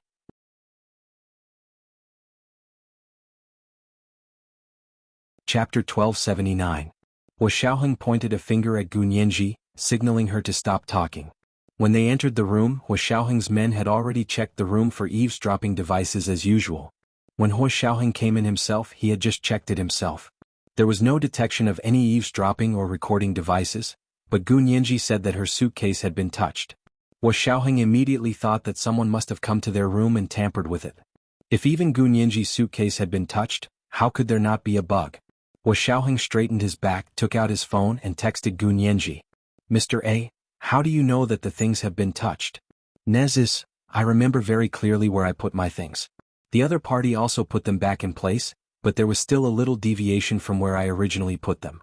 Gunyanji pointed to the few Hermes scarves in her suitcase and continued to explain on her phone. Nezis, I brought 7 scarves of different colors. When I folded them, I found that if I put them in a certain order, they could be put together into a pattern. When the other party took out my scarves and put them back, there was a little deviation, and the pattern formed by the 7 scarves was deformed. Mr. A, that works too. Hua Xiaoheng was a little speechless. He rubbed his phone with his fingers and replied, Did you lose anything? Gunyanji checked it again carefully and shook her head to indicate that she didn't. Hua Xiaoheng hummed and opened an app on his phone. He turned on the flashlight function and shone it inside and out of Gunyanji's suitcase. This app could check fingerprints, and with the flashlight function on his phone, he could show fingerprints. However, after checking for a long time, he only saw Gunyanji's and Hua Xiaoheng's fingerprints inside and outside the suitcase. There were 2 other fingerprints on the luggage lever, which should be the fingerprints of the staff who helped them carry the suitcase. There were only Gunyanji's fingerprints in the special suitcase. This meant that if the other party had really touched Gunyanji's suitcase, they should have been wearing plastic gloves. It could be said to be quite professional espionage. Hua Xiaoheng nodded and turned off the flashlight function on his phone. He said to Gunyanji nonchalantly, Did you lose anything? No. Then it's fine. Maybe you saw wrong. Hua Xiaoheng gave Gunyanji a look as he spoke. Gunyanji understood and smiled. Okay, maybe I was overthinking it. I've been chased around for the past 2 days and I've gone crazy. It's okay. Hua Xiaoheng patted her head. Put on your coat and go set up the tent. Gunyanji equipped herself from head to toe. The knee-length Burberry military-style woolen coat immediately warmed him up when he put it on. Her woolen pants were tucked into her knee-high woolen boots, and the high heels made her look even taller. She then put on a scarf and the mink fur warm hat that Hua Xiaoheng had bought for her. She looked valiant and could even be considered beautiful. Hua Xiaoheng stared at her, then reached out a hand to hold the back of her neck. He pushed her against the wall and lowered his head to kiss her. From yesterday until today, his body had been clamoring for Gunyanji, but he hadn't had the chance to touch her. Finally he had the chance. He no longer restrained himself and kissed her intensely and fiercely. His lips pressed hard against Gunyanji's curvy lips, causing her to hurt a little. However, the pain wasn't unbearable. Instead, it stimulated her body and made her yearn for more. Hua Xiaoheng even bit her lips with his teeth and didn't hesitate to pry open her lips. He stuck his tongue in and lovingly wrapped it around the tip of her tongue, which had nowhere to hide. He resisted and slowly grinded, bit by bit, as if he was tasting a supreme delicacy. He couldn't stop. As if that wasn't enough, he used his teeth to catch the tip of her tongue and pulled it into his lips. Gunyanji wanted to fight back. She wanted to entangle the tip of his tongue and bite his lips like he did, but under Hua Xiaoheng's strong sucking, her strength was sucked away by him. Her entire body was limp, and she relied on his arm for support to not fall. She could only hang on to the crook of his arm. This kiss made both of them gasp for breath, almost suffocating. Gunyanji had never thought that kissing could make people forget themselves in such a pleasant way. It could almost kill her once. Hua Xiaoheng moved his lips away and pressed her into his arms. Gunyanji listened to his heart beating faster and faster. She thought absent-mindedly that she was an idiot to want to compete with Hua Xiaoheng in terms of physical strength. Wuxiao. Gunyanji opened her mouth to speak and was shocked by her own voice. It was so low and husky that it was almost seductive. When had she been able to produce such a mature and sexy voice? Hua Xiaoheng rubbed his face against the top of her head and grunted. He also had a thick nasal voice. It was so deep that it made her heart resonate. Gunyanji cleared her throat and tried to find her original voice. She lowered her voice and said, "What? Aren't you worried about being seen?" Since someone had been to her room and touched her suitcase, wouldn't they have installed listening devices? Hua Xiaoheng smiled. It's fine. He had just carefully checked that there were no listening devices here. To be precise, there were no listening devices that required power. Hua Xiaoheng only thought of this possibility after Gunyanji discovered that someone had touched her suitcase. This was because the principle used by the Special Operations Forces to detect listening devices was based on the power source. Any listening devices that required power to be controlled would emit weak electromagnetic waves. Their detection devices were actually also devices that detected abnormal electromagnetic waves. It was impossible for a camera to be without power, so it could be completely ruled out that there was a device like a pinhole camera here. However, listening devices were different. There was a type of listening device that didn't require power. This kind of device was already very rare, but in the former Soviet Union era, this kind of device could be said to be unexpectedly intelligent. Hua Xiaoheng held Gunyanji's hand and walked around the room. Finally, his gaze fell on the exquisite oil painting hanging on the wall. The oil painting depicted a young girl who had woken up in the morning. She sat lazily in front of the bed and stretched her back against the morning light shining through the window. The young girl was not wearing clothes and the painting was of her profile. Her mountain-like body was both tender and voluptuous, and it was especially moving. The oil painting's frame itself was a work of art. The exquisite wood carving was carved with intertwining flower branches, wrapping the entire oil painting in circles. The young girl also seemed to be sitting in the flowers. Hua Xiaoheng stared at the oil painting's frame for a while, then walked closer and carefully searched inch by inch. Gunyanji saw that Hua Xiaoheng was staring at the oil painting and was a little jealous. She said, "What are you looking at? Why aren't you leaving?" Hua Xiaoheng raised a finger again to stop her from speaking. After a while, Hua Xiaoheng took out a Swiss Army knife from his pocket. He aimed at a concave flower branch on the oil painting frame and gently dug it. A dark gold button-shaped object that was the same color as the oil painting frame fell into his palm. Gunyanji's eyes widened. There was such a thing. What the hell was that? Hua Xiaoheng continued to use the small sharp knife to fiddle with the dark gold button until the thing inside was destroyed. Only then did he say to Gunyanji, "This is a listening device. A listening device that doesn't require power." Gunyanji, there were still listening devices that didn't require power these days? What kind of black technology was this?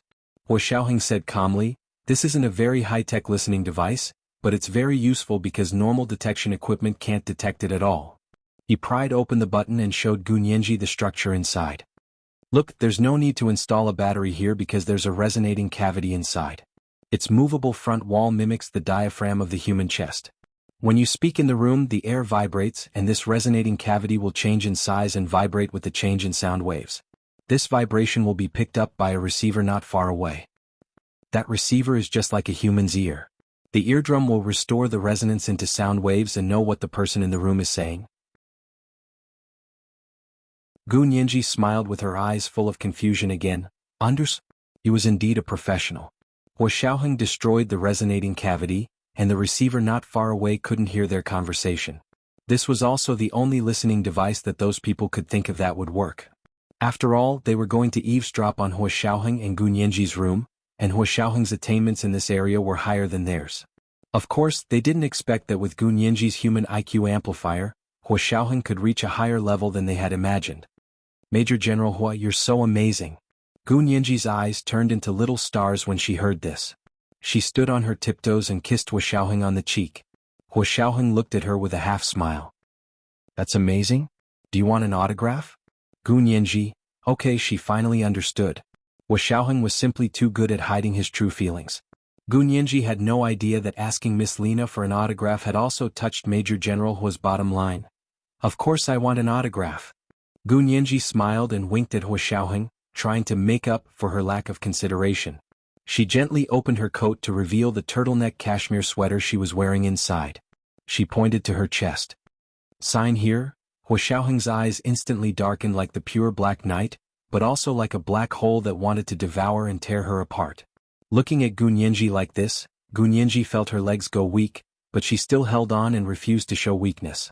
Hua Xiaoheng's Adam's apple bobbed up and down, and his excellent self-control came into play at this time. He reached out and closed Gun Yanji's coat, then tied her belt. He said calmly, "I'll sign it tonight." Gun Yanji, that night, Gun Yanji regretted coming up with such a terrible idea. In the warm and soundproof tent, in the thick and soft sleeping bag, she was almost taken apart by Hua Xiaoheng, and he signed her from head to toe, so much so that Hua Xiaoheng only had to ask her in the future, "Do you want an autograph?" Gun Yanji would blush from head to toe, and her face would be so red that she couldn't see anyone. This was the first update of the day, chapter 1269, Do you want an autograph? The second update was around 1 in the afternoon, and the third update was around 8 in the evening. It was the end of the month and it was time to start nagging for monthly votes. Mwah.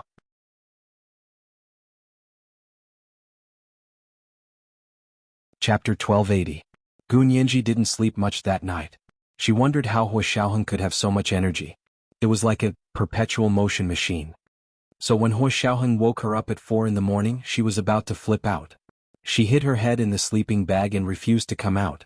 She kept shouting, "You let me sleep. You let me sleep. You let me sleep a little longer." Hua Xiaoheng found it funny and almost pulled her out of the sleeping bag. He said with a half smile, "Yes, I'll let you sleep with me in the future, but you have to get up today." Gun Yanji was still groggy from sleep when she heard this. She suddenly shivered. She opened her big hazy eyes and repeated subconsciously, "You'll let me sleep with you in the future?" It sounded like something was wrong. Yes. He knew she would be awake this way. Hua Xiaoheng turned around quietly and brought her clothes. "Put them on quickly. Don't you want to go to Lake Baikal? I'll take you to Lake Baikal to watch the sunrise." Gun Yanji was instantly energized. Her hazy eyes were almost shining now. "Watch the sunrise at Lake Baikal. Are you serious? Lake Baikal was 400 to 500 kilometers away from here, right?" Gun Yanji picked up her phone from the side of the sleeping bag and looked at it. "It's 4 o'clock now. What time is the sunrise?" "About 5:30. Hua Xiaoheng saw that Gun Yanji wasn't moving, so he had already helped her put on her clothes. "If you dawdle any longer, you'll only be able to see the end of the sunrise." Gun Yanji quickly pushed Hua Xiaoheng away. "I'll wear it myself. You go drive. I'll be done when you drive over." Hua Xiaoheng nodded and got out of the tent. Gun Yanji quickly put on her underwear and cashmere sweater, then put on her coat, boots and mink fur hat. As soon as she got out of the tent, she saw Hua Xiaoheng standing in front of a jeep and waving at her. Gun Yanji ran over and said in surprise, "This is Uncle Ivan's car." It was the car of the second-in-command of the KGB, Vladimir. They had taken this car all the way from Moscow. Hua Xiaoheng opened the front passenger door. "Get in. Ivan lent me the car." Gun Yanji looked up instinctively and saw the chauffeur, Ivan, waving at her from under a tree. He was telling her not to speak again. Gun Yanji smiled and raised her phone to show her gratitude. After he got in the car, he decisively gave the driver another big red packet of 88 yuan. Since he was borrowing someone else's car, he naturally had to pay the rental fee. After Gun Yanji sent the red envelope, she buckled her seatbelt with a clear conscience.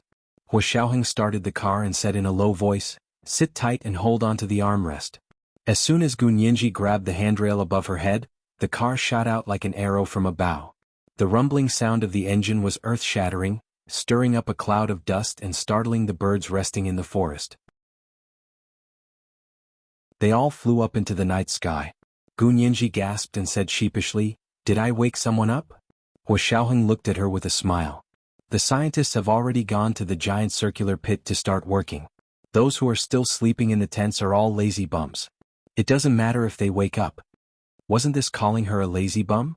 Gun Yanji pouted and muttered, "If it weren't for you, why wouldn't I have woken up?" "What did I do?" Hua Xiaoheng said nonchalantly. He had one hand on the steering wheel and the other on the edge of the window. "I just signed my name." "Just signed your name?" Gun Yanji turned her head and glared at him. "You signed so many times." Hua Xiaoheng couldn't help but want to laugh. However, seeing that Gun Yanji was so angry, he still patted her head and coaxed her. "Okay, don't be angry. I'll let you sign it back next time." Gun Yanji, she covered her face. "Autograph? That's too embarrassing." Gu Nianji knew that she would never ask for an autograph again in this life. Hua Xiao's revenge was always so unexpected and unforgettable. Hearing Hua Xiaoheng's deep laughter, Gu Nianji felt weak again.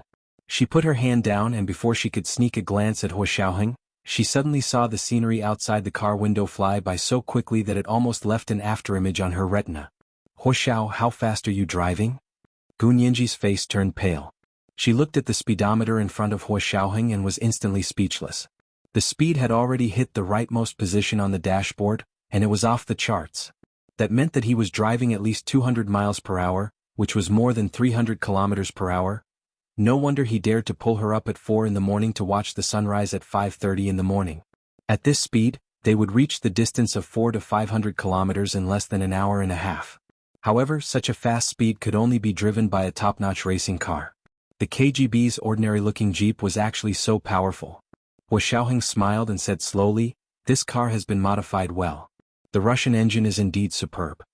However, compared to the small nuclear engine blueprint that Gu Nianji had brought them back then, it was still a long way off. It had been 7 years since that blueprint had been released, but no country had yet to break the news that they had successfully developed a small nuclear engine that could be used in cars or airplanes. That was because the current known nuclear power was built on the basis of a large nuclear reactor. It was impossible for cars or airplanes to come with a large nuclear reactor. Therefore, a nuclear engine that could be used in cars or airplanes was only an idea of scientists. No country had successfully developed it. However, the blueprint that Gu Nianji had brought that belonged to Gu Xiangwen used an ingenious structure to realize the application of a miniature nuclear reactor. It could also be integrated with the engine to become a real nuclear engine. Given the Wuxia Empire's scientific research conditions, that blueprint could be said to have far exceeded their current level. For the sake of confidentiality, that blueprint had become a top secret of the country. The nuclear engine used in airplanes was still in the test flight stage and had not been put into large-scale production. Now it seemed that this blueprint not only surpassed the current level of science and technology in the Wuxia Empire, but also surpassed the scientific research level of all the countries on the Blue Planet. Other than the United States, even Russia, which was the leader in engines, did not have such technology. It was said that the United States had this technology because of Gu Xiangwen. Hua Xiaoheng was deep in thought. Before he knew it, he had driven to a place near Lake Baikal. The sky gradually brightened. From darkness to light, it seemed to be only the blink of an eye. Gu Nianji stared intently at the blue sky in the distance. At the intersection of the light blue sky and the green mountaintop, drops of red clouds slowly seeped out. It was as if someone had spilled seasoning and seeped out of the sky. Hua Xiaoheng stopped the car and pulled her out of the car. They quickly walked to a small hill. The view here was wide, and it was the best place to enjoy Lake Baikal. In front of them was a clear blue lake that stretched as far as the eye could see. Just at the border between the lake and the sky, the red clouds became more and more brilliant. Not only were there red clouds, but there was also a bright golden light, a dazzling blue, and a gentle light yellow. All kinds of colors intertwined and sprinkled on this canvas. It was like an expert painting to his heart's content. When the last red stroke was finished, a red sun broke through the sky, and the golden light immediately sprinkled all over the earth. Hua Xiaoheng lowered his head, gently wrapped his arms around her and kissed her gently. This was the second watch of the day, chapter 1270, Unforgettable Revenge. The third watch was around 8 o'clock in the evening. It was the end of the month and it was time to start nagging for monthly votes. Mwah.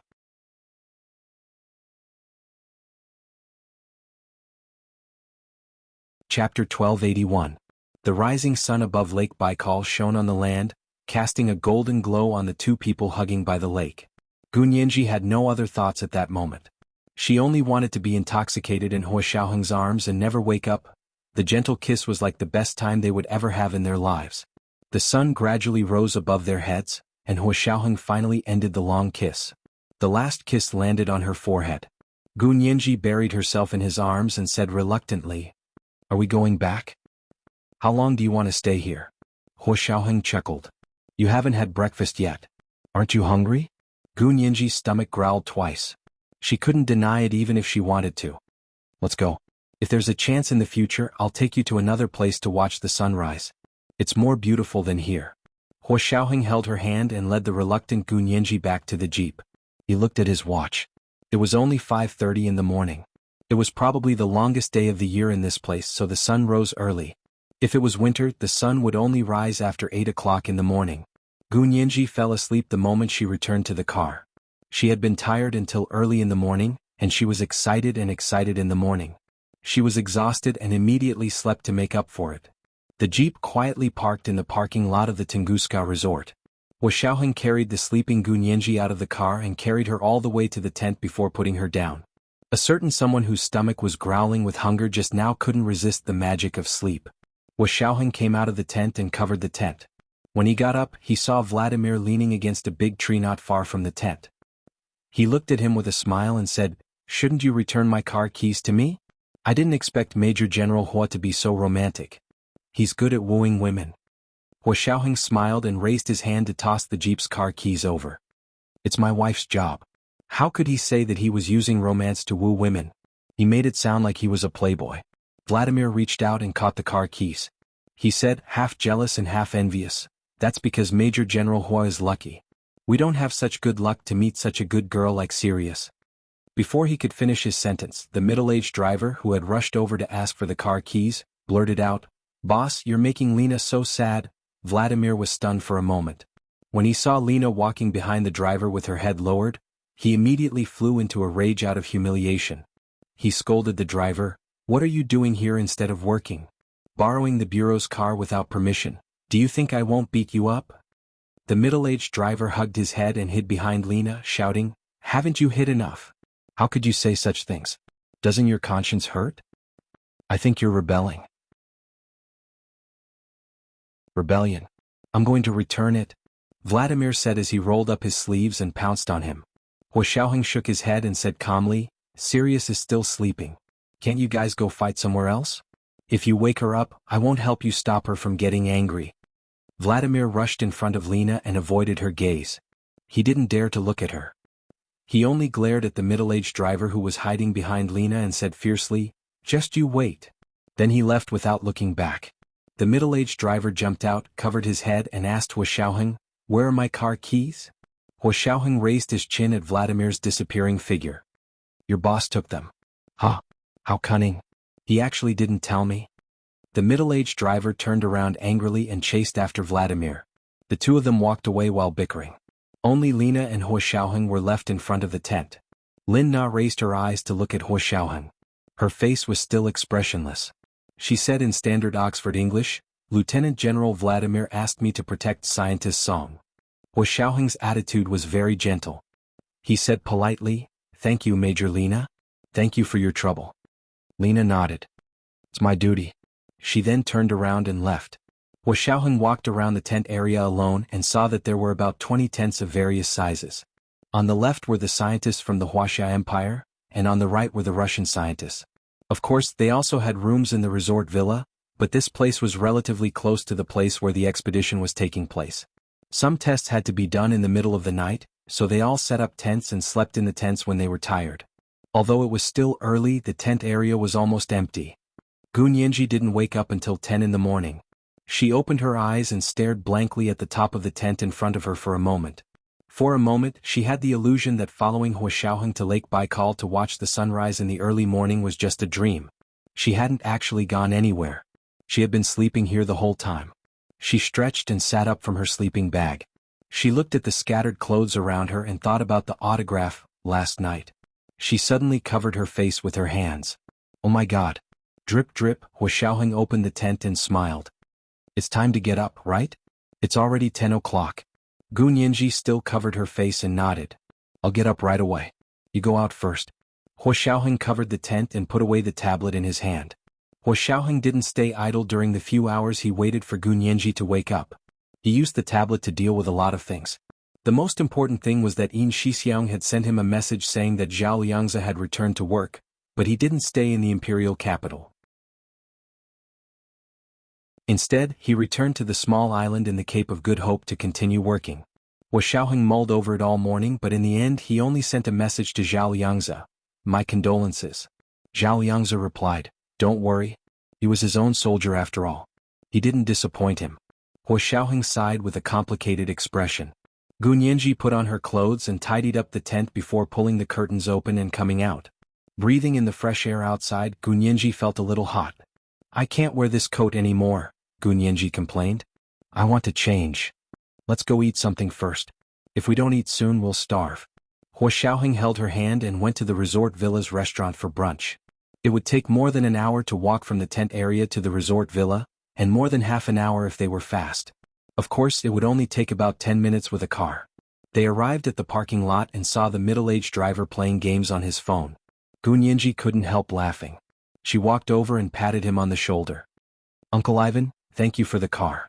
The middle-aged driver turned his head and smiled at her. He winked. Thank you for the big red packet. When he woke up in the morning and saw the big red packet of 1888, it really made him feel refreshed. Of course, Vladimir had been sighing since he woke up. Hua Xiaoheng turned a blind eye to their red packet interaction. He patted the middle-aged driver's other shoulder and said, Sirius hasn't eaten yet. Take us to the restaurant. Okay. The middle-aged driver quickly put away his phone and opened the door for them to get in. As soon as they got in, Vladimir jumped out of nowhere and got into the car. He smiled and said, That's great. Take me to the giant pit. I heard that the scientists have made a new discovery. The middle-aged driver? No way? In order to stop Sirius from eating, the boss was really going all out.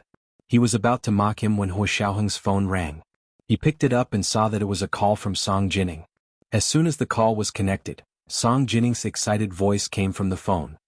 Xiaoheng, you have to come and see. You can bring Yanji too. It's a once-in-a-lifetime spectacle. This was the third update of the day, Chapter 1272, Inseparable. It was the end of the month and it was time to start muttering for monthly votes. Good night, dear ones.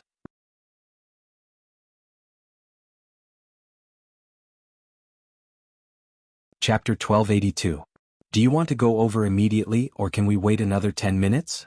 Hua Xiaoheng raised his wrist and looked at his watch. Gunyenji's stomach might not be very good, and Hua Xiaoheng didn't want her to go see the great scientific discovery on an empty stomach. To Hua Xiaoheng, Gunyenji's health was more important than watching the once-in-a-lifetime wonder. However, Song Jining obviously didn't think that much. She probably didn't know that Gunyenji had slept until 10 o'clock, so she said eagerly and excitedly over the phone, Don't delay. The opportunity is fleeting. If you wait for 10 minutes you might not be able to see it. That's such a pity. Song Jining was so excited and Hua Xiaoheng was also interested to see it. He held his phone and thought for only a second before making a decision. He looked up at the driver and said, May I ask if you can help Sirius buy breakfast from the restaurant and send it to the giant circular pit? I'll take Sirius to the car over there. He pointed at the car brought by the Huaxia Empire's researchers. Although he didn't know who those people were, he could tell that they were also going to watch the once-in-a-lifetime spectacle from the way they were talking to each other. The driver smiled and agreed. He quickly got into the jeep and drove to the restaurant. Vladimir, who was sitting in the car, was dumbfounded. He glared at the driver and said, I'm still in the car. Why are you driving already? He still wanted to see the scientist's new discovery. The driver chuckled and said, Let's go to the restaurant to buy breakfast first. You can't wait for 10 minutes? Why didn't you say that to those two people just now? Vladimir was so angry that he pounded on the car window. Go over there. Go over there right now. What are you arguing about? If you keep arguing I'll throw you out. The driver glanced at Vladimir from the corner of his eye. Don't think that just because you're my boss I won't dare to throw you out. Yes, you're the best. I'm not the first boss you've thrown out of the car. Vladimir was furious. The middle-aged driver couldn't stay in other departments because of his careless temper and offended a lot of people. However, people like him kept making small mistakes and didn't make big mistakes. Even if they wanted to make a big deal out of it, they couldn't catch him. In the end, they were sent back to Vladimir. It's good that you know. The middle-aged driver winked proudly, almost angering Vladimir to the point of having a heart attack. He was about to forcefully grab the steering wheel from the middle-aged driver when he suddenly heard his cell phone ring. He took it out and saw that it was a call from the political department at the KGB headquarters. Vladimir glared at the middle-aged driver and gestured for him to keep quiet before picking up the phone. Comrade Vasily, what can I do for you? Vladimir's voice could be said to be very flattering. When the driver heard Vasily, he immediately thought of the head of the KGB's political department who always looked at people with a sinister smile. He didn't dare to speak again. On the other side of the phone, Vasily said in a bureaucratic tone, Lieutenant General Vladimir, Our department has recently reviewed your application for Major Lena's promotion to Lieutenant Colonel. So it was this matter. Vladimir heaved a sigh of relief and wiped the sweat off his forehead. He smiled and said, "Oh yes, I did apply. How is it? When will it be approved?" "Well," Vasily dragged out his voice, "the political department has decided to continue the assessment." "Vladimir, she still needs to be assessed? Isn't it enough that we've assessed her for 7 or 8 years? Vladimir was angry. Her achievements are obvious to all. What is there for the political department to be worried about? She's our most loyal soldier. Aren't you afraid that your soldiers will be disappointed by your refusal?" On the other end of the phone, Vasily was still smiling, as if he wasn't affected by Vladimir's anger at all. He smiled and said, "Of course we've seen her results. Otherwise we wouldn't have accepted your application and let her review it." The review of the political department at the KGB headquarters was as strict as the political review of the Wuxia Empire. They also had to check 4 generations of people and relatives within 5 generations. It could be said that the Wuxia Empire's political review procedures and system were learned from Russia. Vladimir thought of their strict and meticulous political review and temporarily calmed down. He said, "I know that you guys think highly of her, so I don't understand. What do you mean by making this call? Is there something wrong with her family background? But if there's something wrong with her family background, she won't be able to enter the KGB at all." Vasily sighed softly and said, "That's where we're in a dilemma. There's nothing wrong with her family, but when we reviewed it, we found that in the years she's been in the KGB, all her relatives have died. Vladimir, and they were all normal deaths, not abnormal deaths. Don't you think it's strange? How did all the people in her family die in just a few years?" Vasily was a very suspicious person. Although it turned out that most of his suspicions were groundless and that he had wronged a lot of people, there were also a few facts that proved that his suspicions had indeed helped them find the loopholes and save a lot of operations. That was why Vasily, who had no background, was able to sit firmly in the top position of the political division. Vladimir sneered, "Comrade Vasily, I'd believe you if you said that to someone else, but don't you feel embarrassed when you say that to Lena? She only has one mother as her immediate family, and she has no other relatives. I know that her mother died of illness 3 years ago, and I even accompanied her home to attend the funeral. So when you say that all her relatives are dead, don't you think you're deliberately misleading others?" Vasily laughed dryly and said slowly, "That's another problem. Her previous information always said that she only had one mother, but we later found out that her father was actually still alive and working as a bartender in a bar in Sochi."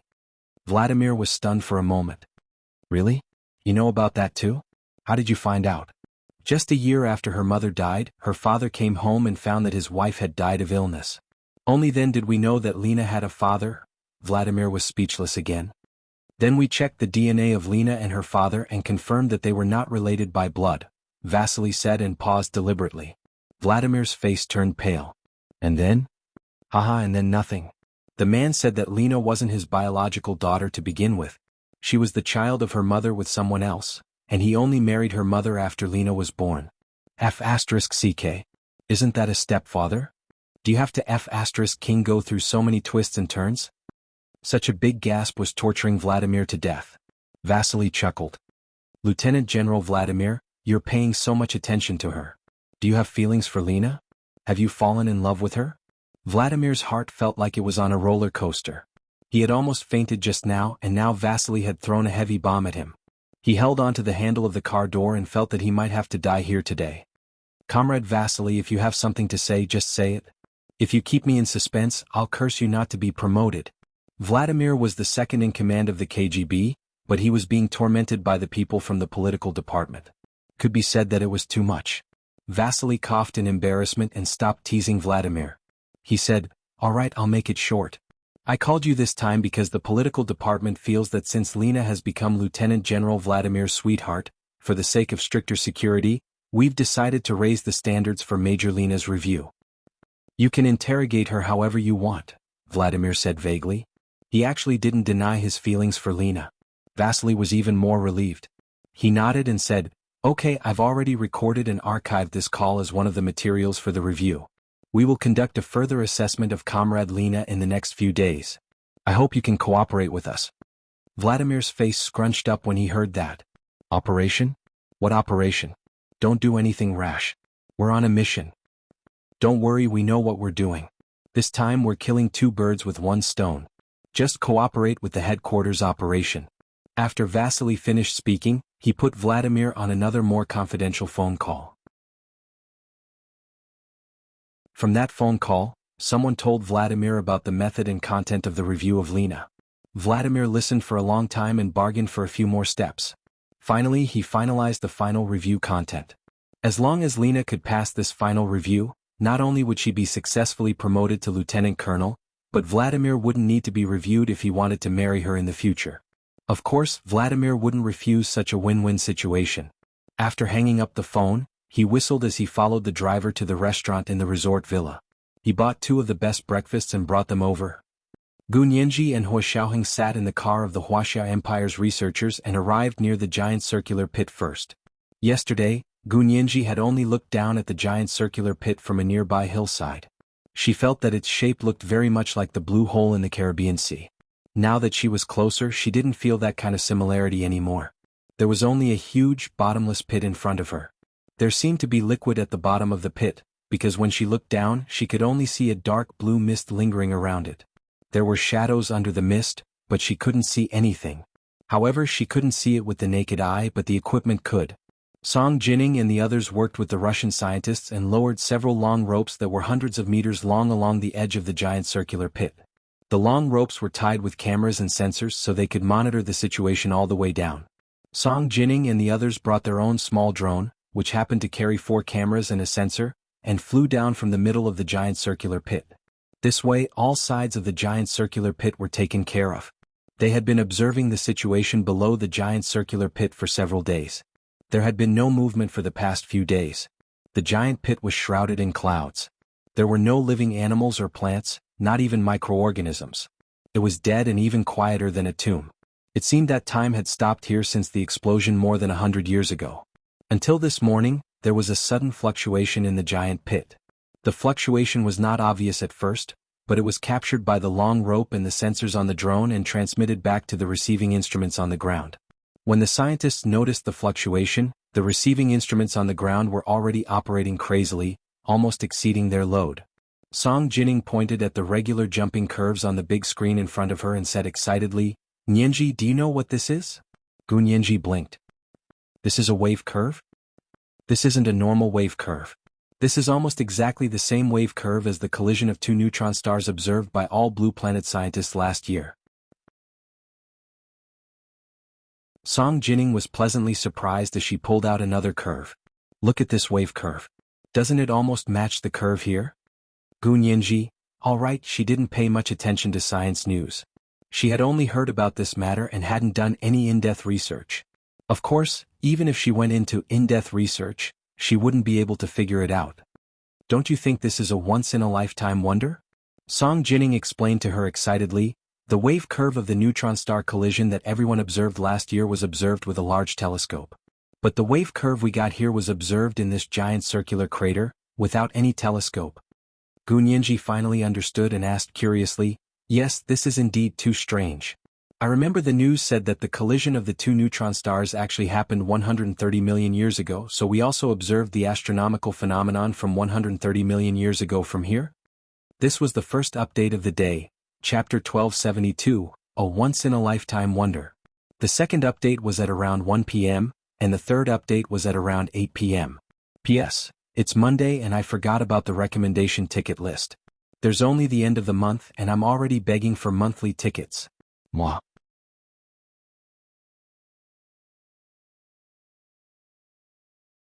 Chapter 1283. Song Jining nodded with a smile. "You can say that. The collision of the 2 neutron stars did happen 130 million years ago, but we still don't know why we can detect the same wave curve in this circular crater. A year ago, it wasn't strange that scientists from all over the blue planet had observed this cosmic wonder with high-powered telescopes. What was strange was that they could detect the same wave with a small sensor in the Tunguska crater in Siberia. This was too strange.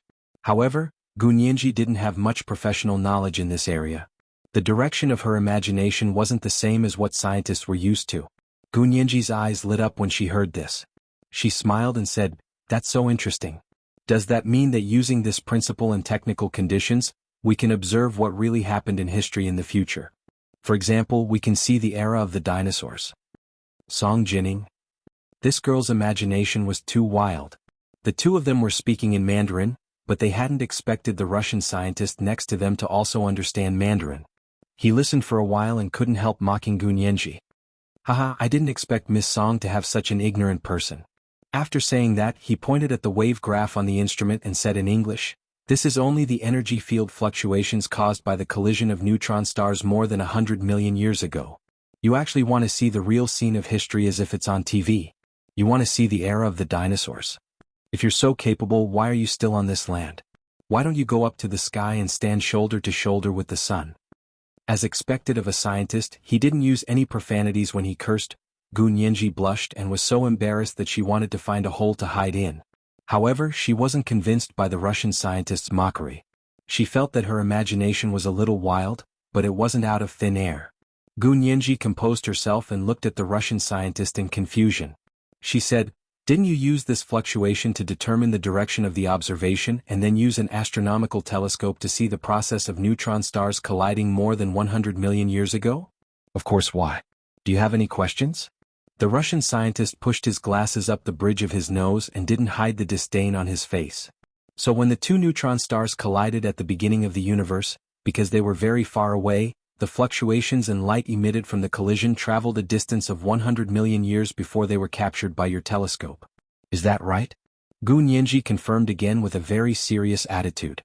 She did not understand the advanced physics knowledge, but thanks to the internet she still had some understanding of this academic carnival of the physics and astronomy world. With her photographic memory, Gunyenji quickly recalled all the relevant reports she had read in her mind. With an unrelenting attitude, she confronted the Russian scientist who had mocked her for being whimsical. The Russian scientist nodded reluctantly. "You could say that. That's right. There's nothing wrong with what I just said." Gunyenji clapped her hands together and said firmly, "Since you can observe the neutron star collision that happened more than 100 million years ago, why can't we observe other things that have happened in history in the future? Why can't we see the age of the dinosaurs? The waves and light emitted from that era, perhaps one day we will be able to capture them?" Logically speaking, Gunyenji's reasoning wasn't wrong. However, logically correct does not mean that the facts are correct. The Russian scientist was almost indignant. He waved his fists and sneered. "I knew you'd read too many useless science fiction novels. Do you know that the reason we can observe a neutron star collision is not because it has happened in history, but because the collision has a large enough energy field? Only this kind of energy field has the ability to penetrate hundreds of millions of light years, allowing future generations to capture the waves and light emitted at that time." Historical event, the age of the dinosaurs? Tell me which historical event, which dinosaur era could emit such an energy field that penetrated the primordial universe and came to the future generations for us to admire? Tell me which one. Was it the Stone Age primitive people fighting, or the medieval Inquisition burning Bruno to death? Or was it the two world wars? The Russian scientist was indeed very knowledgeable. He caught a loophole in Gunyenji's seemingly impeccable logic, and that was energy. Without enough energy, nothing could be immortal. This was indeed Gunyenji's weakness. She was tongue-tied and didn't know how to refute him. The Russian scientist's mocking expression became even more intense. "What's wrong? Can't say anything?" "Ah." However, before he could finish laughing, Song Jining coughed lightly and interrupted his almost rude laughter. Although Song Jining also thought that Gunyenji was being whimsical, she was an extremely protective person. If Gunyenji was wrong, she could say it, but no one else could. Moreover, although Gunyenji's question was a little whimsical, it wasn't to the point of being outrageous. Song Jining, who was extremely strict with science, was also not a pedantic person. The field of science was boundless.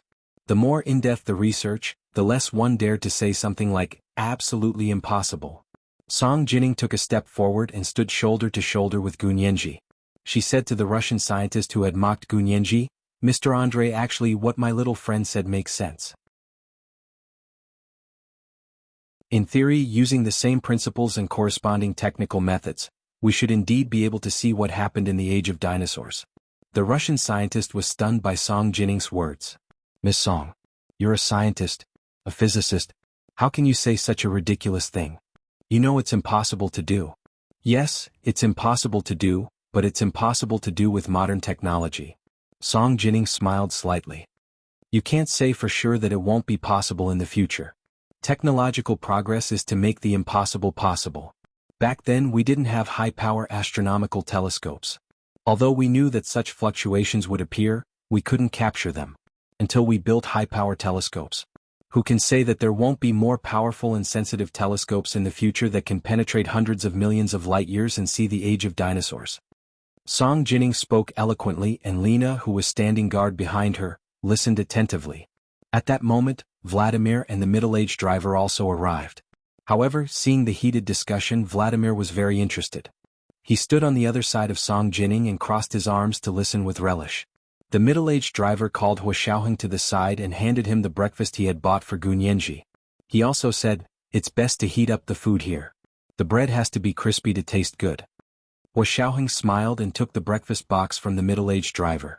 He looked up and saw his mother, Song Jining, protecting Gun Yanji the entire way and arguing with the Russian scientist. Vladimir looked like he was watching the show. Only Lena still had a poker face, as if she was completely uninterested in the debate. The corners of Hua Xiaoheng's lips curled up. He was about to call Gun Yanji for breakfast with the breakfast box.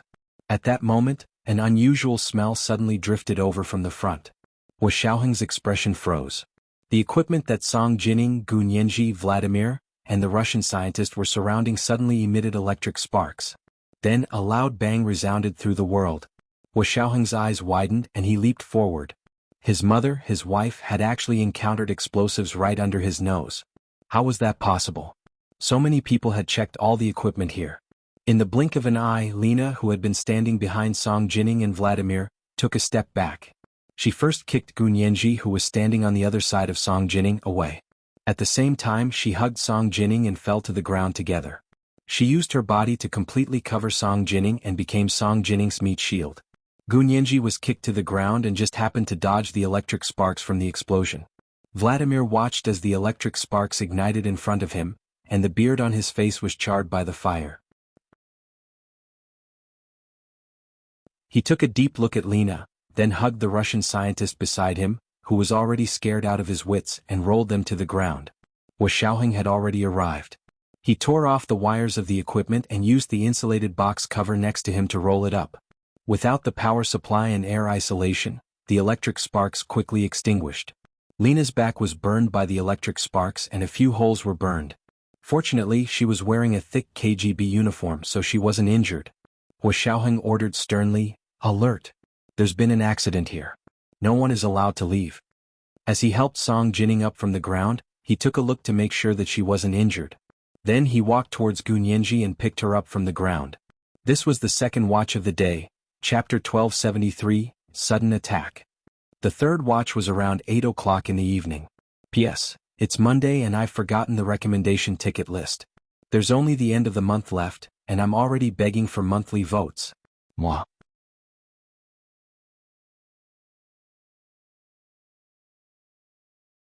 Chapter 1284. Gun Yanji wasn't injured either. She was just a little dazed from being suddenly kicked to the ground. However, she knew that Lena was trying to save her, so she wasn't angry. She only hurriedly asked Hua Xiaoheng, "Is Miss Song hurt? Did you see it clearly?" Hua Xiaoheng shook his head calmly. "No, are you okay? Do you feel uncomfortable anywhere?" "I'm fine. I was just shocked. Luckily Lena saved me." Gun Yanji struggled to get off the ground. She looked up and saw Lena get up from the ground expressionlessly. She walked to Vladimir's side and reached out to him to help him up. Vladimir looked at Lena for a while before holding her hand. He stood up from the ground and said sarcastically, "Major Lena, your reaction just now was really fast." Lena said calmly, "I didn't dare to neglect my duty. I didn't dare to not complete the mission that Lieutenant General Vladimir gave me." Vladimir remembered that he was the one who had asked Lena to protect Gun Yanji and Song Jining. He couldn't help feeling stifled. He felt like he had shot himself in the foot. They were speaking Russian, so Gun Yanji couldn't understand them. However, when she saw Vladimir's constipated expression, she knew that he was making sarcastic remarks again. Gun Yanji looked around and saw the middle-aged driver standing by a small rock hill not far away with his mouth wide open in shock. Gun Yanji walked over and asked quietly, "Uncle Ivan, what are Vladimir and Miss Lena talking about?" The middle-aged driver put his finger to his mouth and shushed Gun Yanji. He then said softly, "Vladimir is unhappy that Lena didn't go to save him first. Gun Yenji felt speechless. Was Vladimir really the second in command of the KGB? Look at how petty he was, just like a woman. Gun Yenji rolled her eyes and walked over to Lena and Vladimir. She looked at Lena and reached out her hand to her. She smiled gratefully and said, "Miss Lena, thank you so much for saving Miss Song just now. If it weren't for you, Miss Song would have suffered a great loss." Then her expression changed. She raised her leg and said to Lena with a sad face, "But that kick you gave me just now was really vicious. You almost broke my leg." Actually, Lena had controlled her strength very well. Gun Yenji's leg was completely fine. She had said that on purpose to make Vladimir, a petty guy, feel better. As expected, the corners of Vladimir's mouth curled up, and his expression was much more relaxed than before. Lena still had a poker face. She also reached out and shook Gun Yenji's hand, then quickly let go of it. She said coldly in English with an Oxford accent, "Even if your leg is broken, it's better than dying." Lena's fingers were very long and her grip was steady and strong. Gun Yenji could even feel a thin layer of calluses on the pads of her fingers. This was the mark of frequent gun practice. Gun Yenji had grown up in the military, so she was very familiar with this. Yes, yes, yes. I don't even want to be disfigured by those electric sparks, let alone die. She spread out her hands and walked over to Song Jining. She looked at her from head to toe and asked, "Miss Song, are you really okay?" Gun Yenji was actually a little upset. Her reaction wasn't as fast as Lena's. Otherwise, she would have been the one to block the electric sparks for Miss Song. She really wished that she had been the one to protect Song Jining just now and not Lena. Song Jining understood what she was thinking. She held her hand with a smile and said, I'm fine. What about you? You didn't bump into anything when you fell to the ground just now, did you?" While the mother-in-law and daughter-in-law were greeting each other, Hua Xiaoheng had already brought professional explosion-proof personnel to the equipment that had exploded and caught fire. He stared at them and examined them. Vladimir stood at the side with an uncomfortable expression. He was also shouting at his own people to be on guard. At the same time, he frowned and questioned the person in charge here. In the end, the Huaxia Empire's entourage carefully took out something from the equipment with tweezers, placed it in an insulated box, and handed it to Hua Xiaoheng. Hua Xiaoheng looked down and didn't say anything. He only waved his hand. "Everyone go back and rest today. Wait for the results of this matter. We'll continue working tomorrow." As he spoke, Hua Xiaoheng glanced at Vladimir. Vladimir had already regained his composure. He looked at Hua Xiaoheng with a smile and said, "Major General Hua, you were really fast just now. I thought you were going to see your fiancée first. In the end you were looking at your mother. There's nothing wrong with that." With that gloating look on his face, even if there was nothing wrong with an ordinary person, he would probably say that there was something wrong with them. Unfortunately, he had met Gun Yenji and Song Jining. Gun Yenji raised an eyebrow and smiled at him. "Mr. Lieutenant General Vladimir, you sound like those gossips in the market who specialize in stirring up trouble. That's too degrading." Vladimir's expression instantly darkened. Song Jining also stroked Gun Yenji's hair with a smile and said gently, "Yes, I also think Xiaoheng did something wrong. Yenji was clearly in more danger, but he came to see me first. That's not good. Let's talk about the matter on its merits. Whoever is in the most danger is the most." Gun Yenji quickly said, "You were the most dangerous here. I was pushed away by Miss Lena a long time ago. It was really dangerous just now. If you were even slightly injured, I would feel guilty for the rest of my life." The mother-in-law and daughter-in-law comforted each other as if no one else was around. Vladimir's eyes almost popped out of their sockets when he saw this. He couldn't help but feel a deep sense of envy, jealousy, and hatred towards Hua Xiaoheng. The middle-aged driver swayed over and said to Vladimir with a smile, "Boss, don't be jealous of others. Come, I'm concerned about you. What's wrong with you? Tell me." As he spoke, he pinched Vladimir's shoulder hard. Vladimir screamed, "Are you trying to murder your boss? Do you want to die?" He chased after the middle-aged driver and kicked him a few times, wanting to take the opportunity to slip away. Hua Xiaoheng stopped him and said expressionlessly, "Mr. Vladimir, let's talk." Vladimir's face twitched twice and he forced a smile. "I'm fine. Major General Hua doesn't have to worry about me. Before he could finish speaking, Hua Xiaoheng grabbed his other shoulder with one hand and carried him into the driver's jeep. The middle-aged driver quickly followed him and sat in the driver's seat. He asked Hua Xiaoheng attentively, "Where is Major General Hua going?" "Vladimir?" Hua Xiaoheng raised his chin towards the resort villa. "Let's go back." The middle-aged driver drove at lightning speed and brought them back to the resort villa. Hua Xiaoheng asked for a meeting room from the villa and carried Vladimir in. The middle-aged driver wanted to follow him in, but Hua Xiaoheng said calmly, "Uncle Ivan, please help us guard the door. Sirius might send you a red packet to thank you later." The middle-aged driver understood instantly. "Then I won't go in. You guys take your time to talk. I'll keep watch here." In the conference room of the resort villa, only Hua Xiaoheng and Vladimir looked at each other. Hua Xiaoheng didn't care if there was a bug in the conference room. Even if there was, it was perfect. He wanted to tell those people. He took out the device that his professional explosion-proof personnel had found from his pocket and slammed it on the long conference table in the conference room. He said sternly, "Mr. Lieutenant General Vladimir, explain to me how the KGB's famous electric spark appeared in the instrument of our country's researchers." This electric spark device wasn't a real explosive device. It was just a toy-like simulator. If it was a real explosive device, the Huaxia Empire's security personnel would have found it a long time ago. It was precisely because it was a toy-like simulator that it escaped their detection. It was extremely weak and it was more likely to be used as a prank. The sound of the explosion and the smoke were all simulated. Only the electric spark was real, so this thing was called electric spark.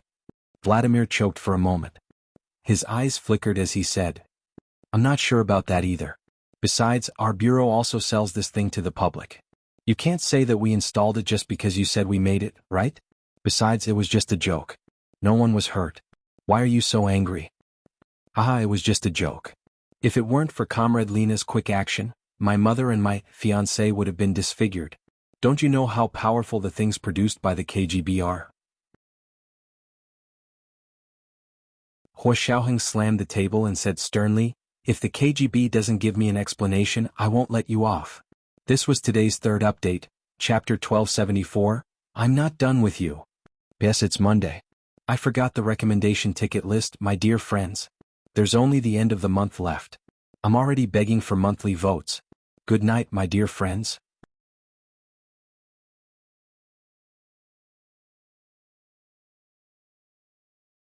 Chapter 1285. The coffee cups on the conference table clanked. Vladimir quickly reached out to hold the coffee cup. His back was drenched in cold sweat, but he still maintained a smile on the surface. He took out a cigar and handed it to Hua Xiaoheng. "Major General Hua, calm down, calm down. I will definitely give you an explanation for this matter. I won't tolerate anyone's fault, okay? You just said it yourself.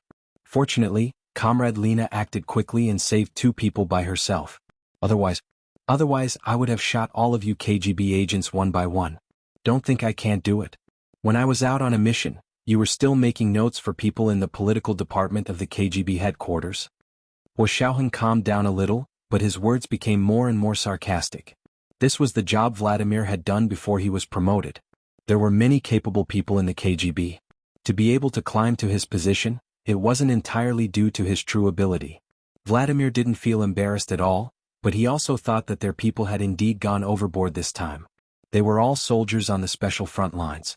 Not harming their families was the bottom line, and it was also a principle that everyone silently followed. Everyone had their own family, relatives, and friends. No one was born out of a rock. When they were on a mission, they were doing their job, not to vent their personal anger. "Major General Hua, I understand how you feel.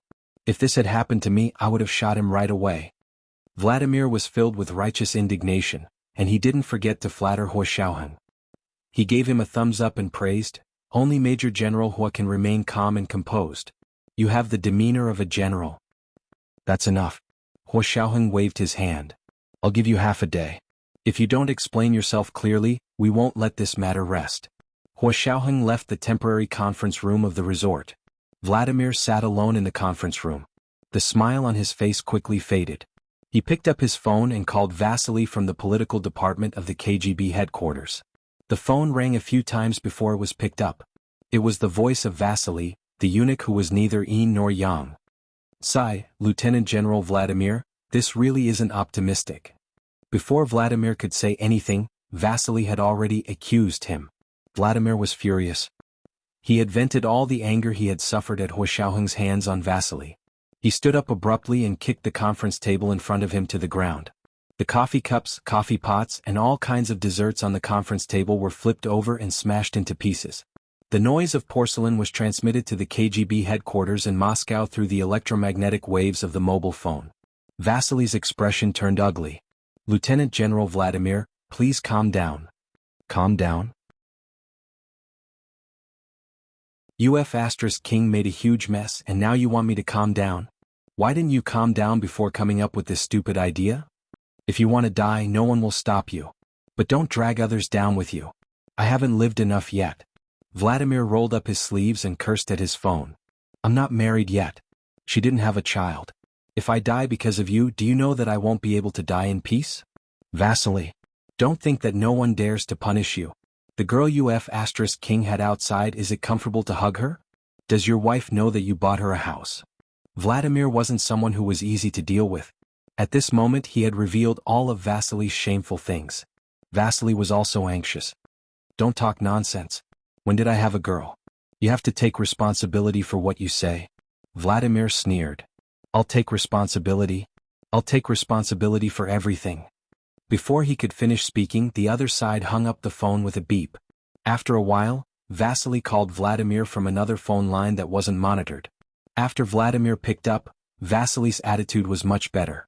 He was forced to confess to Vladimir, "Lieutenant General Vladimir, I understand your anger, but you have to know that this assessment was unanimously agreed upon by our headquarters political department. Everyone thinks." "What do you think?" Vladimir kicked again. This time he kicked a high-back soft chair into the corner of the room. The heavy chair almost fell apart from his kick. He turned around and sat down on the windowsill. "You guys sit in the office every day and only know how to think nonsense." Vasily was choked by Vladimir's words and rolled his eyes. However, Vladimir had something on him. If he didn't come up with something, Vladimir wouldn't let it go. Although Vasily wasn't afraid of Vladimir, if they fought to the point where both sides were injured, his deputy would be eyeing his position covetously. Vasily knew very well that he couldn't make enemies everywhere. He had already offended enough people within the KGB. He couldn't defend Vladimir, the second in command. Thinking of this, Vasily revealed some of his secrets to Vladimir to dispel his monstrous anger. "Comrade Lieutenant General Vladimir, every one of our assessments is targeted and not created out of thin air. Since we chose to test Major Lena in front of the 2 citizens of the Wuxia Empire, of course, we are suspicious of her background," Vasily said softly as he looked around vigilantly. At this time he was sitting on a bench on the edge of the Red Square in Moscow. There was no one around. Some tourists from the Wuxia Empire were square dancing on the Red Square and were being watched by people, so his side wasn't conspicuous. Vladimir's heart skipped a beat when he heard this. It couldn't be as he thought, right? "You suspect her background?" Vladimir repeated Vasily's words with a solemn expression. "What background does she have that makes you suspect her?" "We suspect that she has something to do with the Wuxia Empire." Vasily told Vladimir everything. "So our assessment this morning is killing 2 birds with 1 stone. Impossible." Vladimir suddenly stood up and said angrily, "1 king stone, 2 king birds. I think you guys are too free. Everyone looks like a spy from the Wuxia Empire. I'll be honest with you, we've already investigated this a long time ago. She has a clean background. It's because she has a clean background and she never violates the rules. She carries out missions as quickly and accurately as a robot. This kind of quality is very much like a spy from the Wuxia Empire," Vasily said resolutely. "CKU?" Vladimir was so angry that he laughed. "Why can't she be our country's outstanding spy? You think she's a spy from the Wuxia Empire when you see a good one. How much do you look down on our country's loyal warriors?" Vasily scratched his ear with a wry smile and said, "Don't you have any idea what our country's loyal warriors are like? For example, people like Ivan don't make big mistakes, but they keep making small mistakes. That's why they're the essence of our country's intelligence personnel." Vladimir found himself speechless. He was almost the same kind of person, but he was more cunning and restrained than Ivan. Now that he thought about it, Lena was really different from them, but Lena was a woman and women were born different from men. Couldn't it be that the women in their country were better than the men? Vladimir thought about it over and over again, but he still refused to believe that Lena wasn't on the same side as them. They had worked together for so many years and gone through life and death together. They were people who could trust each other with their backs. If Lena was really a spy, they would have died at her hands long ago. Moreover, the Wuxia Empire didn't seem to have any internal intelligence on them. For example, when He Xiaoheng brought his fiancée to Russia this time, They had encountered danger several times. Even when they were traveling, they were still chased after. His mother was a scientist, but she was almost caught in the crossfire. However, Lena's performance today did make Vladimir a little disappointed. After sitting quietly in the conference room for a while, Vladimir waved to the middle-aged driver who was poking his head out of the door and said, "Call Lena and ask her to come over. I have something to ask her." The middle-aged driver didn't dare to continue joking with Vladimir. He quickly took out his phone and called Lena over. Lena changed her clothes and came to the door of the conference room that the middle-aged driver had mentioned. She nodded to the middle-aged driver at the door and said expressionlessly, "Lieutenant General Vladimir, Major Lena reporting for duty. Come in." Vladimir's calm voice came from the conference room. Lena composed herself and walked in. "Close the door." Vladimir glared at the middle-aged driver at the door. The middle-aged driver's eyes darted around, and even his ears perked up. Lena closed the door and stood in front of Vladimir. She raised her hand and saluted. "Lieutenant General Vladimir, what can I do for you?" Vladimir looked up at Lena, who was standing in front of him. For the first time, he realized that she was indeed a little different from them. Her military posture was too standard. In the past, he had only been proud of this outstanding graduate from the Intelligence Academy, but now that he thought about it from a different perspective, he suddenly shuddered. However, just because Lena was better than others, he suspected that she was a spy from the Wuxia Empire. Was this kind of suspicion really normal? Vladimir realized that he had been led astray by Vasily's twisted logic. He looked at Lena with a complicated expression and said slowly, "Major Lena, I've submitted the application for you to be promoted to Lieutenant Colonel." "Thank you, Lieutenant General Vladimir." A hint of joy flashed across Lena's eyes. This hint of joy didn't escape Vladimir's eyes, and he suddenly hesitated. Did the words of Vasily, a paranoid patient, really make sense? Couldn't the KGB have soldiers as good as the Wuxia Empire spies? Vladimir coughed heavily and made up his mind. However, the headquarters political department still needs to conduct a further assessment of you. Lena immediately became serious. "I accept all the assessments given to me by the headquarters. May I know what work I need to do?" Vladimir closed his eyes and said calmly, "The first stage of the assessment has already passed." For the first time, Lena's expression changed. She was smart and immediately understood. Could it be that the explosion of the equipment in the morning was an assessment? What is this assessment about? Lena's confused look made Vladimir feel even more guilty and guilty. He dug into his pocket and took out something the size of a lighter. He placed it on the conference table. Lena recognized at a glance that this was the famous electric spark switch. So the explosion in the morning wasn't a real explosion, but an electric spark. Lena frowned. Who's so bored? Scaring people with such a prank? She looked at Vladimir's calm eyes in confusion and said, "If this is the assessment, then I've already passed, right?" I saved my target immediately and left them unscathed. Vladimir still looked at her fixedly. He shook his head slightly and said in a low voice, "When the electric spark was activated, as long as you chose to save me, I would have immediately pressed this switch. No one would have been harmed at all." Lena's face, which seemed to have been glued together by 502 glue, finally revealed a trace of astonishment. "What?" "Lieutenant General Vladimir, how could you and the people from the headquarters political department be so bored?" She angrily accused Vladimir, her chest heaving up and down in anger. "It's not boredom. It's a test of your immediate reaction. The moment you saw the electric spark activate, your first reaction was to push Sirius away and save Scientist Song. I was standing closest to you and you had expressed a good impression of me, but when the accident happened, you acted as if you didn't see me." This kind of approach was a huge blow to Vladimir at the time.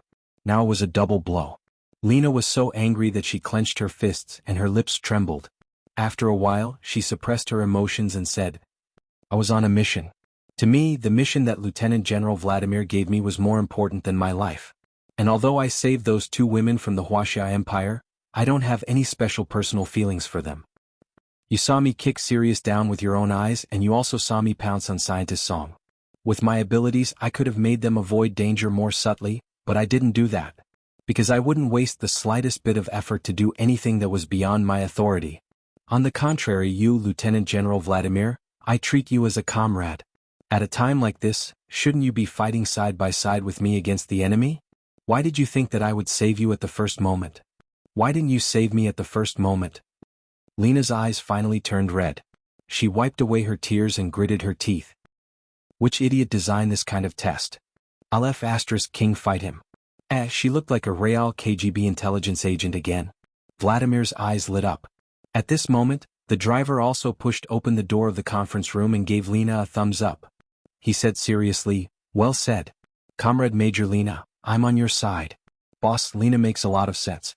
The people in the political department of the headquarters are all idiots, and the people who believe them are also idiots. Get lost." Vladimir flew into a rage out of humiliation. He grabbed the chair cushion and threw it at the driver. This was the first chapter of the day. 4,000 words, chapter 1275, It's Wrong to Have Too Good Manners. The second chapter was around 1 o'clock in the afternoon, and the third chapter was around 8 o'clock in the evening. It was the end of the month, so he continued to mutter for monthly votes.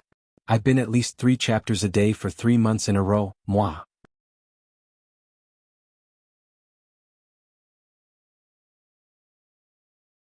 Chapter 1286. Since Vladimir had asked him to leave, the driver took the opportunity to slip away. He walked out of the resort villa and saw Hua Xiaoheng smoking under a big tree on the grass in front of the villa. His expression couldn't be seen clearly because of the rising smoke. The driver thought about it and walked over to greet Hua Xiaoheng. Major General Hua, are you still waiting for the results? Hua Xiaoheng.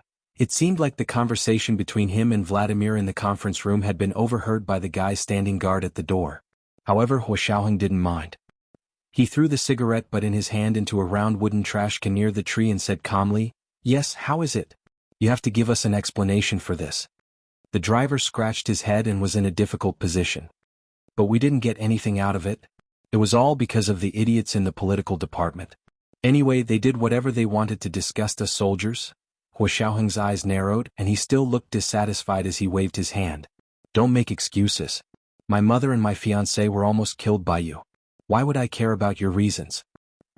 But it really wasn't our boss's fault. The driver blinked and actually felt wronged for Vladimir. Hua Xiaoheng looked up at the sky with a disapproving expression. You're still speaking up for your boss at a time like this. It looks like Sirius's red packet has gone down the drain. The driver immediately became righteous and waved his hand. What are you talking about? Sirius was almost killed by the explosion. It was all the fault of those idiots in the political department. What kind of test was that? They only know how to make things difficult for us. Our Major Lena wanted to be promoted this time, but they did everything they could to stop her. They even caused such a scene. Fortunately, she acted quickly and saved Sirius. Hua Xiaoheng became even angrier and snorted. They hurt my people and they still want to be promoted? Tell them to stop dreaming. If they don't get to the bottom of this and give me an explanation, I really won't let you off. The driver glared at Hua Xiaoheng. You won't let us off? Why won't you let us off? No matter how powerful you are, you're still a major general of the Huaxia Empire. It has nothing to do with us. Why won't I let you off? Find out who's responsible, demote, punish and put them in jail. No one can get away with it. This time Hua Xiaoheng was determined to torment the KGB. The middle-aged driver shivered. He raised his hands and said, "Every debt has its debtor. You go look for them, it has nothing to do with me. Don't you dare badmouth me in front of Sirius." Hua Xiaoheng crossed his arms, his face expressionless. That depends on your performance, Comrade Ivan. Let's see if you're willing to stand on the side of light, or continue down the path of darkness. I've already defected to the light. The middle-aged driver laughed. I'm from the KGB. Is there anyone more honorable than me? After saying that, he waved his hand and left. Hua Xiaoheng smiled bitterly in his heart. With such a subordinate, it was no wonder that Vladimir was upset. However, although he often disagreed with his boss in front of him, Ivan was still quite righteous behind his back where his boss couldn't see. At least he knew to speak up for Vladimir and didn't add insult to injury.